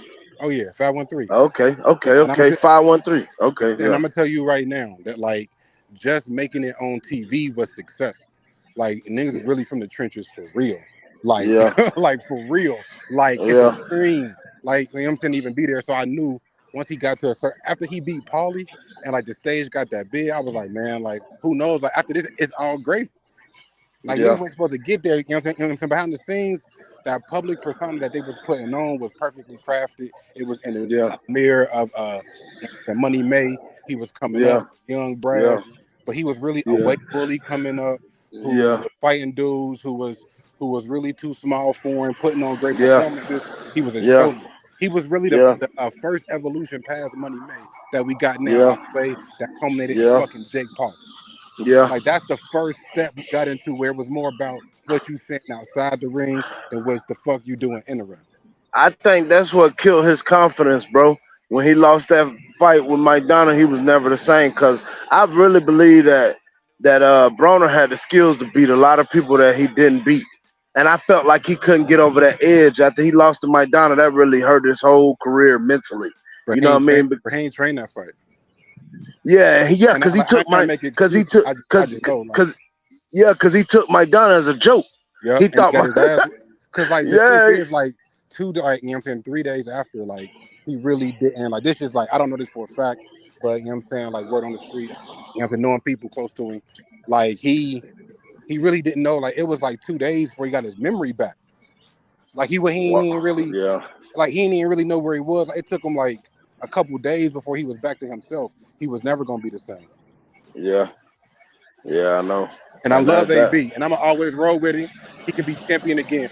You know what I'm saying? Like, hey, I always put on for my city. I'm delusional for my champs. I don't get no fuck. That's the only time yeah. look. I'm Yeah, emotionally I invested. understand. I That's my guy. I understand. tell the truth about him. I I understand. tell the I truth about him, understand. but that's my guy. You know what I mean? That's how we is in Atlanta with Evander Holyfield, bro. You know what I mean? We ride with Holyfield till the wheels fall off. I don't care if he get in there and fight at 60. I'm riding. You know what I mean? And he I'm go just gonna win. keep, And I'm gonna say yeah, he go win. right. By stoppage. You feel me? So I understand. I respect that. You know what I mean? You can't. Hey, you got to ride with your home, baby. You know what I mean? So that's just what it is. But Broner, yeah. That means he's stupid. You know what I mean? Basically, in other words, he just a nigga from the streets, and he didn't take time out to learn the business side of boxing. You feel what I'm saying? So, you know, He but found Don King too late. He would have been perfect for Don King. They would have made a lot of money together because they're the same kind of dude, and it would have been but some respect there. But Al Heyman, you know, Harvard graduated, business, court. yeah, And he see AB the way white people see us. Like there's some yeah, goofy dumb nigga from the street, man. I'm about to fleece this nigga. yeah, yeah, yeah. Show you right. Show you right. I don't understand why he didn't. I mean, but Don King, I felt like Don King would have did him dirty too. You know what I mean? You know, King, the biggest ripoff artist in history. You feel what I'm saying? Al Heyman just followed in his footsteps. Oh yeah, That's basically what he did. The same thing. now that's facts. The Don thing King that could do you Don dirty, King. but at the same time, you could put your hands on Don King. Like that's what, like, you know what I'm saying? Like Al Heyman, like they say they see him, but they talk on the phone with him. They don't be seeing him for real. Like, like Yeah, they don't even know. Like you yeah, could actually go to the fight, pull up on Don King. You know what I'm saying? At the end of the day, so like if it's dirty, I don't know. Like, you know what I'm saying? Like it's a lot of different sides to a lot of different stories. I'm gonna just say that like the people who really got problems put their hands on him. yeah. like we know that. So But like, Al like Heyman got mob ties though. That not boy more than there, Don you King. Oh, I got a hard time believing he more tied in than Don King. bruh, he used to promote Michael Jackson, bro. Like that man on top of the world. Like he That, can't. You see how he took over boxing?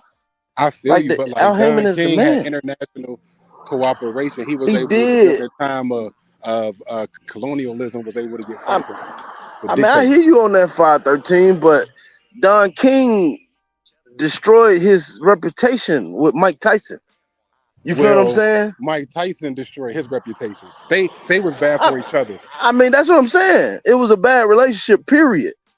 That's real. You know That's what I real. mean? So I mean, but at the same sense, it made you look bad, like you got scarred behind that. You know Yeah, he what I definitely mean? got Like, the worst of it, but it was that's what also I'm towards the saying. end. Like Don King was like 70 at that time too. Like so, it's I like, know. like was he just slowing up because I'm saying like that's just attrition and like everybody run don't last forever, or was it also he had this great young champion he went all in who also went off the rails? So Yeah. they went to a car accident. Hey, yo, hold on real quick. Yeah, 513 cooking. He got some good points. Yeah, Yes, he yeah, do. I like Yes, that. he do. Yes, he do.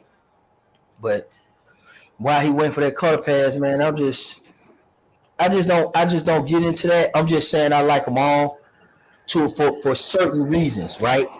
Yeah. I like I like Al Heyman. If you're a mature guy and you kind of more independent and you know how to make your fights and you gonna stay active. And I Yeah. like Bob Arum if you need that to get your feet wet. You want to crack some skulls Yeah. and you want to invest in yourself. Yeah. Everybody who go through Bob Arum end up investing into themselves first, and they get a lot of big paydays on the back end of their career, like all time Yeah. great paydays. You see Yeah. what I'm saying? So Yeah. Mayweather, Yeah. Yeah. De La Hoya broke records, Pacquiao broke records, Cotto was a cash cow. Yeah. Yeah. All these guys who fuck with Bob Arum, they Made invested. good money. and then they end up making a lot more money on the back end. That's just So what you saying that Terrence Crawford was making 32 mil? Man, what that nigga, man, that man guaranteed. Remember that deal he got? Somebody in the chat help me out so I won't misspeak. If somebody know the true numbers, 513 might know. If I'm not mistaken, remember he was getting so much money per fight guaranteed that Bob Arum was losing money with him on ESPN. Yeah, that's what I remember him saying that. Yeah, I do remember him saying that. Yeah, I remember him saying that. I remember him saying, that I'm losing money on Terrence Crawford. But I'm thinking to myself, I'm like, how are you losing money when you got the best fighter in the game? Because he was getting him that guaranteed, right? Yeah. When he was getting him guaranteed, Crawford got the check, and Crawford has a responsibility. See, this is what Bob Arum, I understand what he's saying. Crawford ain't no big talking type nigga. Crawford not gonna sell the fight like Adrian Broner based off his personality. Right. Crawford gonna sell the fight based on his performance, but by the time we get to the performance, it's damn near too late. We need to make the money. You see what I'm saying? So yeah. So we got an issue now because I slapped out and gave you your bread off the top, and I didn't get anything on my investment, no return on my investment because you didn't sell a lot of pay-per-views. Yeah, right. So you're right. Right, yeah. But that's because I think that's because of the simple fact of the matchups that Top Rank was making. Like some of the fights, I was like, why is he fighting him when he could be fighting somebody much more dangerous? Like I felt like the people that Bob Arum put in front of him was not enough of a challenge. You feel what I'm saying? I felt like he should have fought somebody way worse. You feel what I'm saying? Like if Terrence Crawford would have fought, much harder competition in certain areas, I think he would have embarrassed a lot of people, but a lot of people were scared to come see him. You see what I'm saying? And that's why I think he didn't make the money for Bob Arum like he should have and why that relationship broke apart.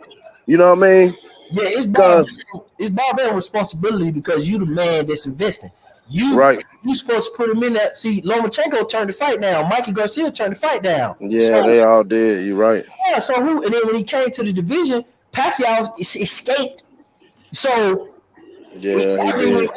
I mean, what he gonna do? Yeah, that's true. That's true. But now, what I'm thinking of, why you stay so long? Like the only knock I got, Crawford should have been dipped from 147. Even though I knew he wanted to be undisputed, you wasted most of your career at 147.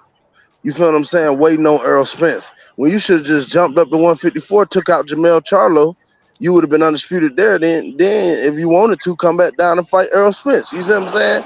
Later on, you know what I mean? But I just felt like some moves should have been made towards greater fighters. Like, you know how like the sorry dudes, like Amir Khan went up to 160, fought Canelo, got knocked out. Like Kell Brook went up to 160, got knocked out. You see what I'm saying? Like the moves that they made for their careers trying to be great. You know what I mean? I just was wondering why didn't Crawford make them moves? And now he's trying to make them now, but now you at the end of your career. You at the back end of your career. You talking about retiring. You see what I'm saying? So I kind of feel like now he with Al Heyman, he was the best man he could be with. You know what I mean? I agree with that. But at the same sense, it's like, dang, we missed out on a lot of great fights because I felt like Bob Arum was kind of holding him back. You feel what I'm saying?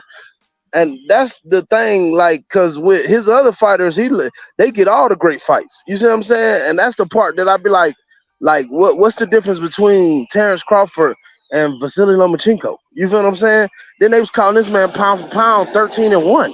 You had already lost to Orlando Salido, and you was pound for pound because you fought champions? Come on, bro.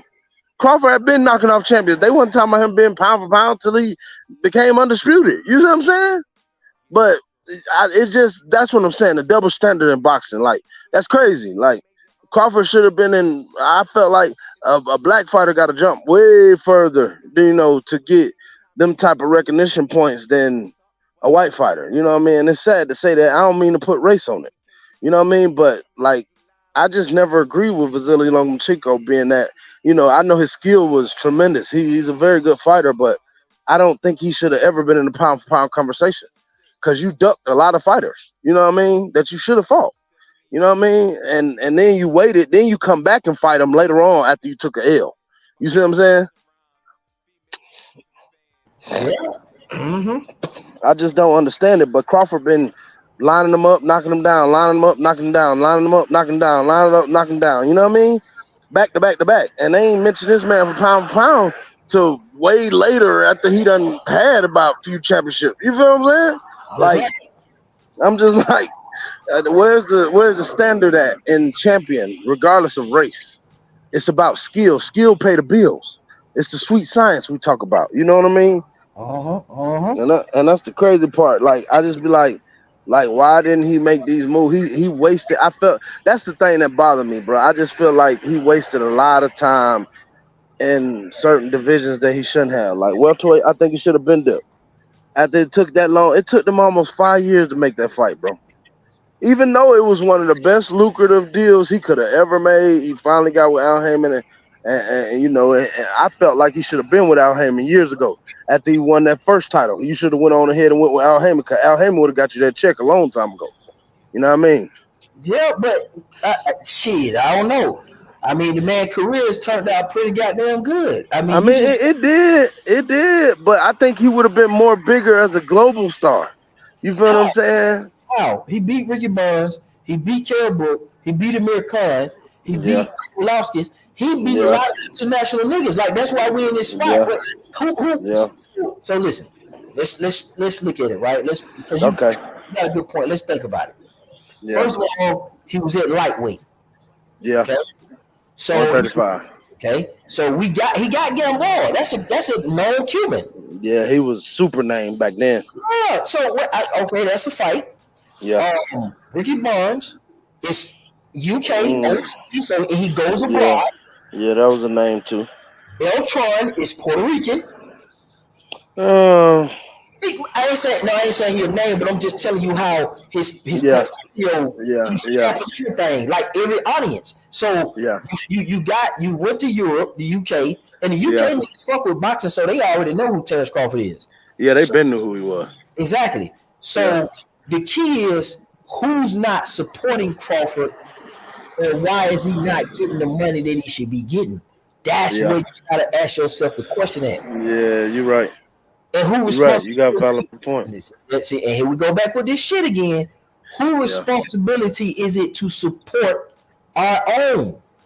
Yeah. See, it keeps cycling back to the same old shit, man. 1 + 1 = 2. You're right. That's why I'm excited for the shit about the black shit a little bit, because I like to drop that in there, because niggas really be on some other shit. Like, why is Crawford not selling? Who's supposed to support him and put him in position to sell? He only got this amount of attention because people was really banking on him getting his ass beat the fuck up, and they was shitting on him, man.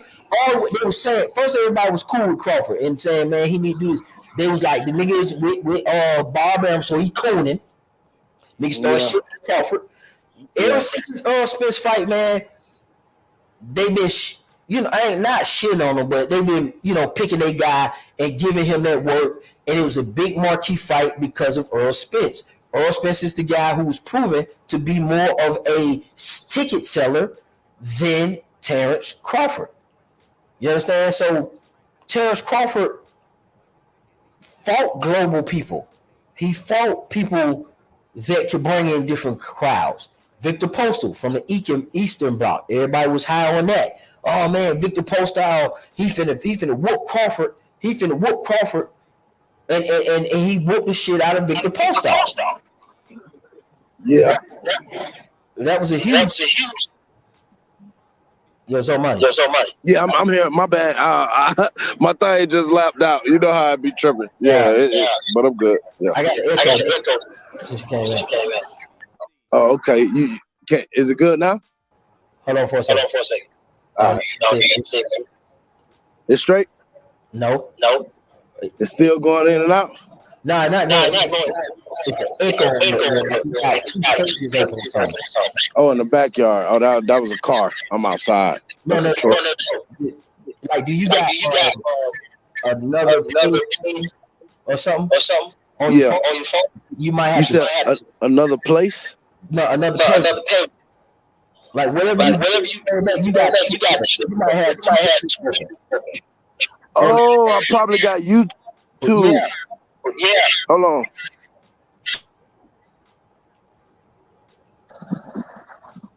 Hey yo. Yeah, YouTube was open. You good now? Hold on, let me check. Nah, it's still It's still echoing? Yeah, let me make sure it ain't me. Yeah, that's weird. Yeah, I just turned YouTube on. Okay, hold on.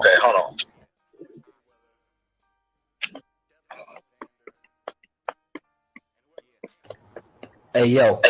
Yeah. I came back here and it's still ticking. I don't know. Yeah, check your make sure everything closed on your account. It might be my signal. It could be my signal. You know what I mean? I jump in. Say it again. Jump back on. All right, okay.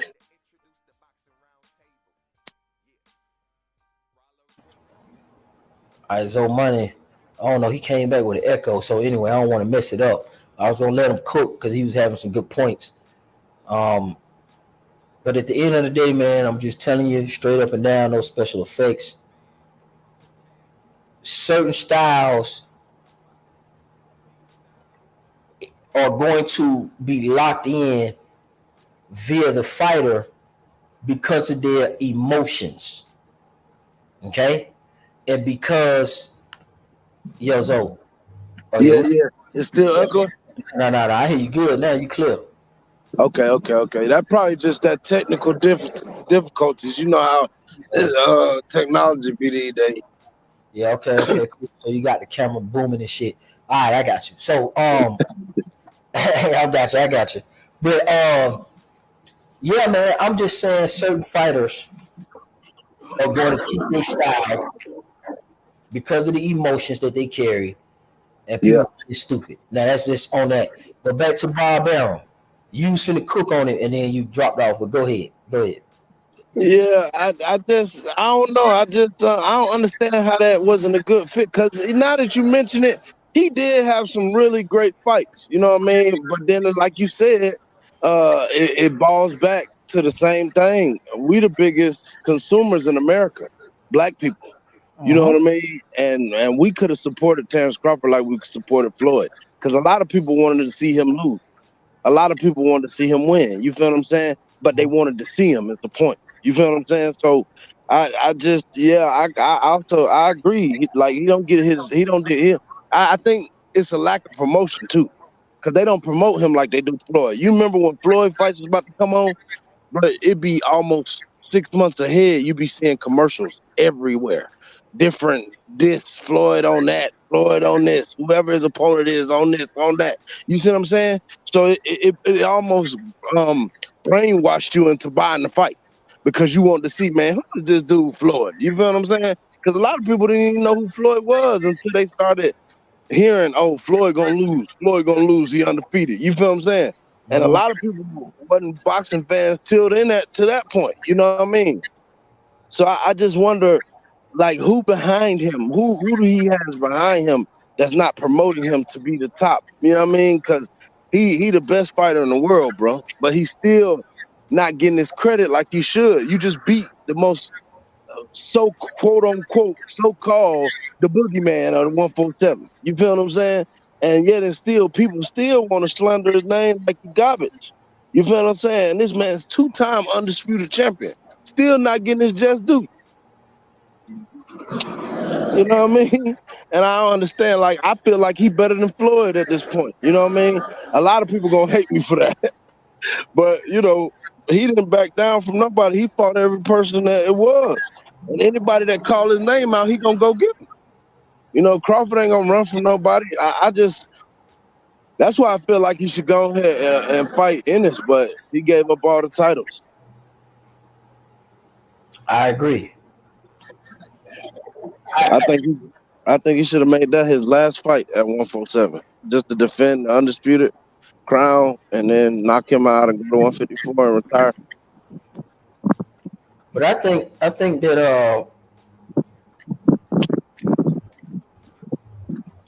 that Crawford is getting what he's supposed to get. He got 3 fights with PBC. Yeah. Okay. So he got 3 fights with PBC. Yeah. Now, who you got him fighting at 154 though? Okay, this is what I got. I got him stopping Earl Spence at 5. 3. Damn. I think when they strip Jamel, because Al Hammond has control of all the belts because his fighter has the belts. Yeah. So the WBO, in my opinion, I believe, may slide to Zoo so he can fight for it. Yeah. But you know Crawford gonna be the mandatory for all the titles. But hold on. I think that the WBC, IBF, that shit, all of them are gonna come vacant. And I think Crawford and Spence by December is gonna be fighting for a vacant title. Oh, okay. Yeah. And then I think he destroys Spence. That's out the way. Yeah. I think he fights one more time at 154 for a unification against Zoo, probably. And then go up to fight Canelo. And then he jumps up to fight Canelo. Yep. Yep, I see that too. And if he wins, that's it. Hold on. If he wins. Right. That's what I was just about to say. Go ahead. That's exactly what I was just about to say. That's if he beat Jamel Charlo. Because at first I had it a wash. But the closer we get to that fight, I'm starting to think, bro, Canelo might have jumped into a boat that he can't climb up out of. Cause that boy Jamel Charlo fast and strong. And I think he gonna carry his power up. I agree with everything you said, but the problem is that Mayo is too emotional. If this was Maul, you feel more comfortable with Maul, but Jamel, he kind of jump off the rail sometimes. Yeah. During a fight. And you cannot have a lapse in emotional judgment when you fight against Canelo, because if you do that, you're gonna find yourself asleep. And I think Jamel is going to do that. He's going to be fine in some spots. He's going to be doing okay. He's going to be safe and doing the right thing. And Canelo going to trick him off his square, and he going to try to get the thumping with Canelo, and he going to fuck around and make a mistake. Everything they say Crawford was going to do, for instance, everything they say Crawford was going to do against Earl Spence, and that's why he going to lose, Jamel finna do all that shit against Canelo, and that's why he finna lose. That get my lick back shit, now this is when you finna see that shit come out. Yeah, manifest, yeah. Yeah, because Canelo ain't no nigga that's finna dance on this nigga. If he do that, let me tell you something. I'm finna tell you something. Okay, let's cook on this shit. Jamel been asking for this fight for a long time.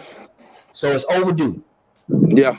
They comparable in size. No big deal. Here's going to be an issue. Now, run.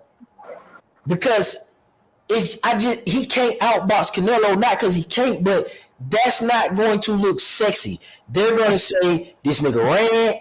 This is why Canelo don't fight these kind of fighters, because they talk all this shit and then they get in there and they play pussy. See, the Mexican people and the people who Canelo fans, they finna put pressure on Mel because like that pussy shit, Mel don't know how to sit there and take that in. He's going to try to engage Canelo and he's going to over engage. Instead of dancing and having that good stick and busting Canelo off in his mouth, making it a fight, he's going to over engage, man, and Canelo is gonna whoop his ass and get him up out of there in 7. I can see that. Because he don't know how to. If Mel could outbox and stay cool with that, I'm all right. But Mel don't know how to control himself.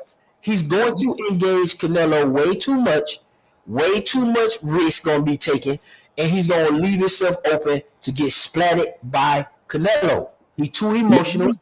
He's too irrational. But what if? Okay? But what if he go in there poised like the old Iron Man Charlo with the braids, Okay. and use that footwork.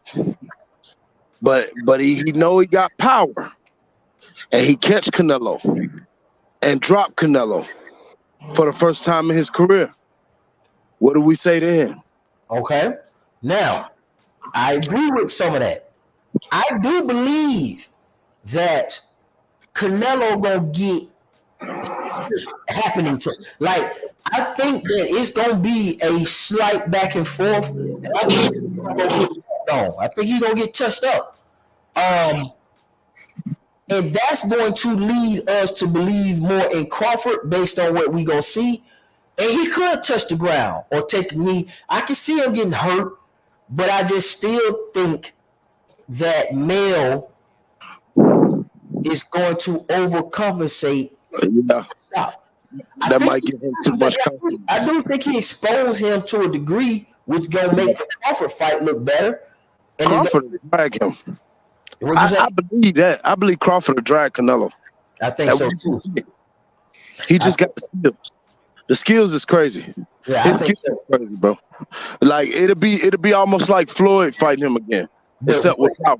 Yeah, exactly. With the intent to hurt him bad. And he gonna get his ass whooped fucking with Crawford. He gonna get his ass whooped, man. So, but what you think about this, man? Some people are out here kind of saying like he shouldn't do it. He shouldn't take the fight. Why?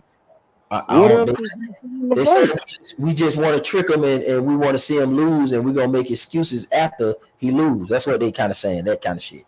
I mean, but what else is there? Who else is there for him really to fight, bro? Besides Tim Tszyu at 154. Right. Ain't nobody really at 160. Uh-huh.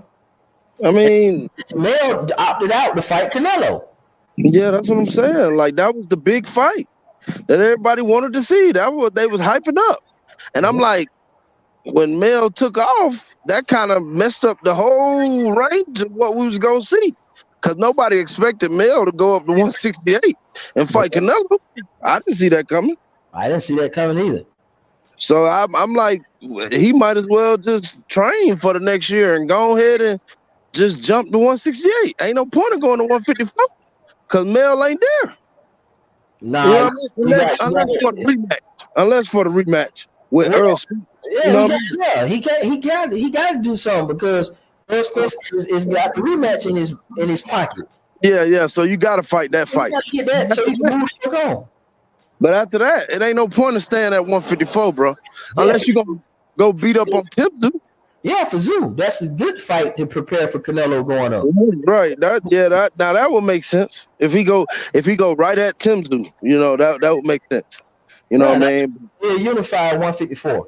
I think he'll unify because it is what it is. Unless they do some shit weird, like put multiple belts, like if they put multiple belts in Tszyu hand, and then they put multiple belts in Crawford Spence hand, and then they go ahead and beeline the two niggas to fight each other. Right. They could put WBO, just in the name of Undisputed. They could be like, hey, we stripped Jamel. They could give Tszyu to IBS and Trey Crawford. The WBC and WBO could be on the line. Yeah, they can do. Once they vacate, they can do whatever they want to do. Yeah, they can do whatever they want to do. The sanctioning bodies can deem it worthy to sanction. The WBA and WC can feel that Crawford and Spence is throwing a belt in the pot, and the WBA can agree with it. The WBF may say, "Okay, cool, we disagree with that because they want to. We'll put Tszyu and." Yeah, that makes a lot of sense. And then after the fight, all four of the sanctioned bodies gonna be in line with Tszyu versus Crawford.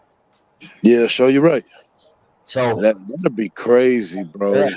And that's what Al Hammond gonna do. That's what Al Hammond gonna do to get them belts back, man. He gonna do something. And then and check this out, Crawford Crawford gonna beat Crawford, and then Jamel gonna beat. Now I'm trying to see. So if you fight Jamel, now he might do this. You said it ain't no point in 154. Motherfucker just go. The motherfucker just beat up on Spence, get used to the weight, pick up one belt, and then jump straight to Canelo and fight. And then Canelo in I think he'll end up fight him next September. Yeah.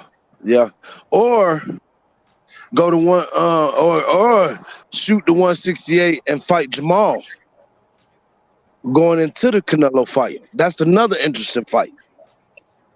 I don't think Crawford can beat Jamal. Yeah, I know. But it still would be an interesting fight though. Yeah, I don't think they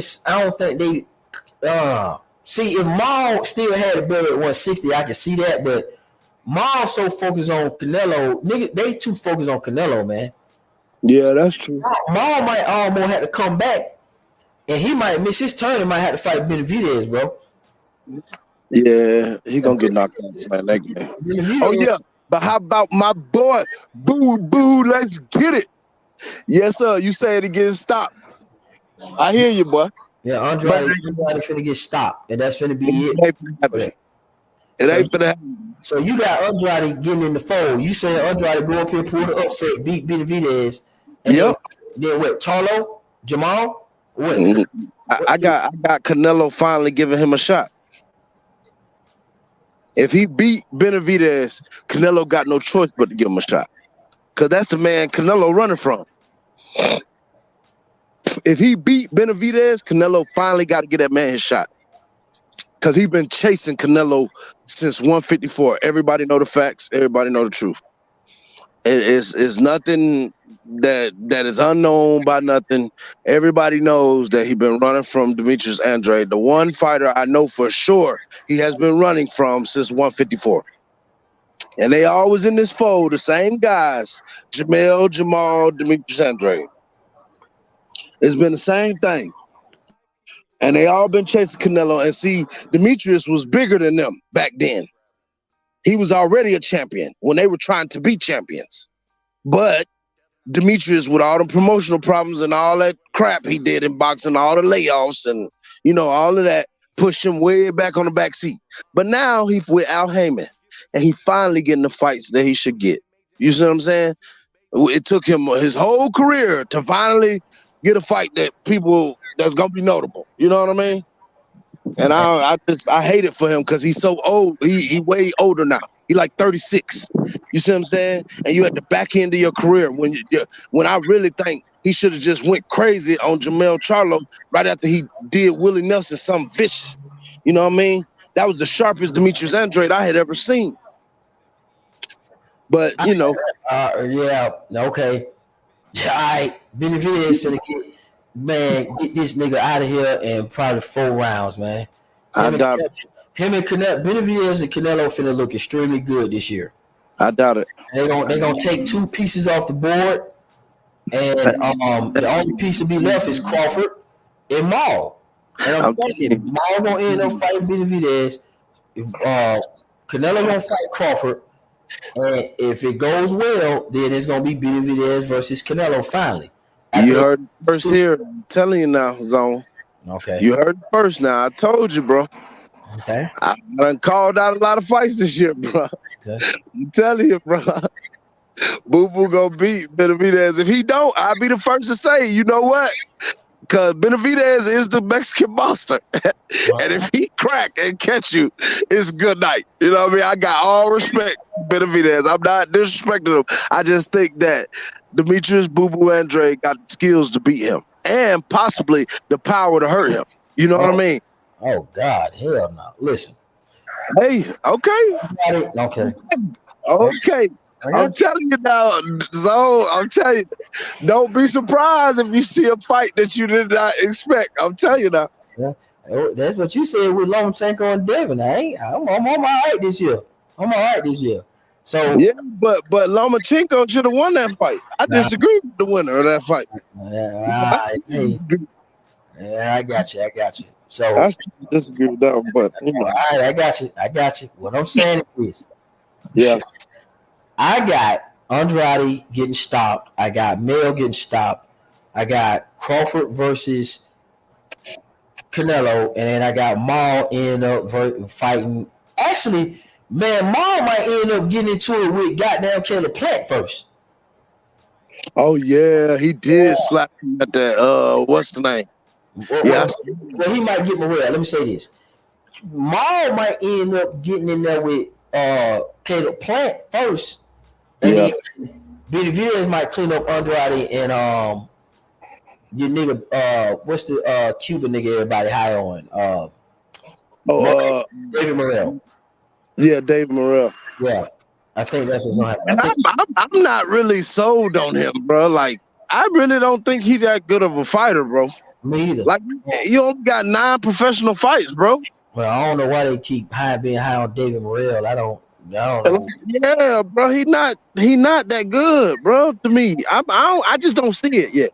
Yeah. I guess I can see some more fight to see what's going on, bro. But he not that fighter. Me, like, he got a little bit. He got nice skill, you know, but he ain't, bro. You ain't did nothing. Like, you ain't fought nothing worth notoriety. Like, get in there with David Benavidez. That should be the fight we watching right now. If you really what you say you are. After the Andrade fight, I think we'll get it. Because I think Canelo gonna be wrapped up with Charlo and be wrapped up with Crawford. Yeah, Crawford, yeah. And Al Heyman, and remember that's still so Canelo got 3 fights, Crawford got 3 fights. So if these 2 guys, this was awesome about it. These 2 guys can fight the second fight, and if there's a third fight needed, they're still on the Al Heyman. So I think that's gonna be a multi-fight deal. When Canelo and Crawford see each other, if Canelo stopped Charlo, and you know we know Crawford gonna smash, but if Canelo stopped Charlo, I think that's gonna become a trilogy between Crawford and Canelo. I think it's gonna be one of the greatest fights we ever seen in history. You know what I mean? I think that's gonna be kind of like, you know, the rivalry with Juan Manuel Marquez and Manny Pacquiao. I could see that happening, especially Crawford going there the first fight and stop Canelo. You know, Canelo put his lick back. Yeah, he gonna. Crawford might take it twice too. I believe Crawford could stop him. I'm sorry. I think Crawford I believe he can stop him. I really do. I think Crawford would beat him twice. Yeah. I think he could stop Canelo. I really do. Because Canelo in that John Ryder fight, he looked questionable. He looked real suspect. Looked like that Father Time catching up with him.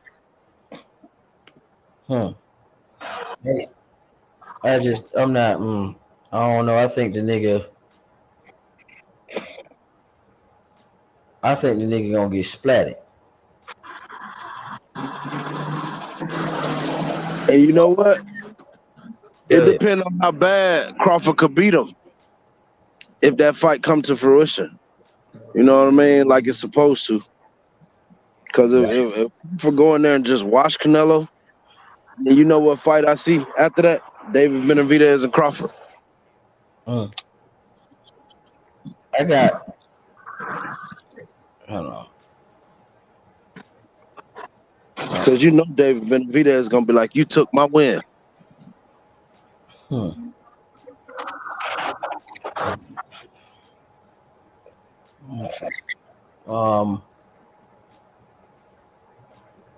is okay. Gotcha. I was just checking the date on something, but man, I don't think.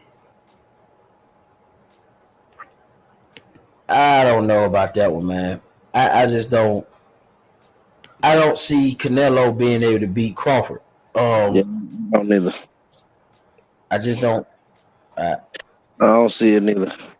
I see the same mishaps that he had with Floyd and Laura.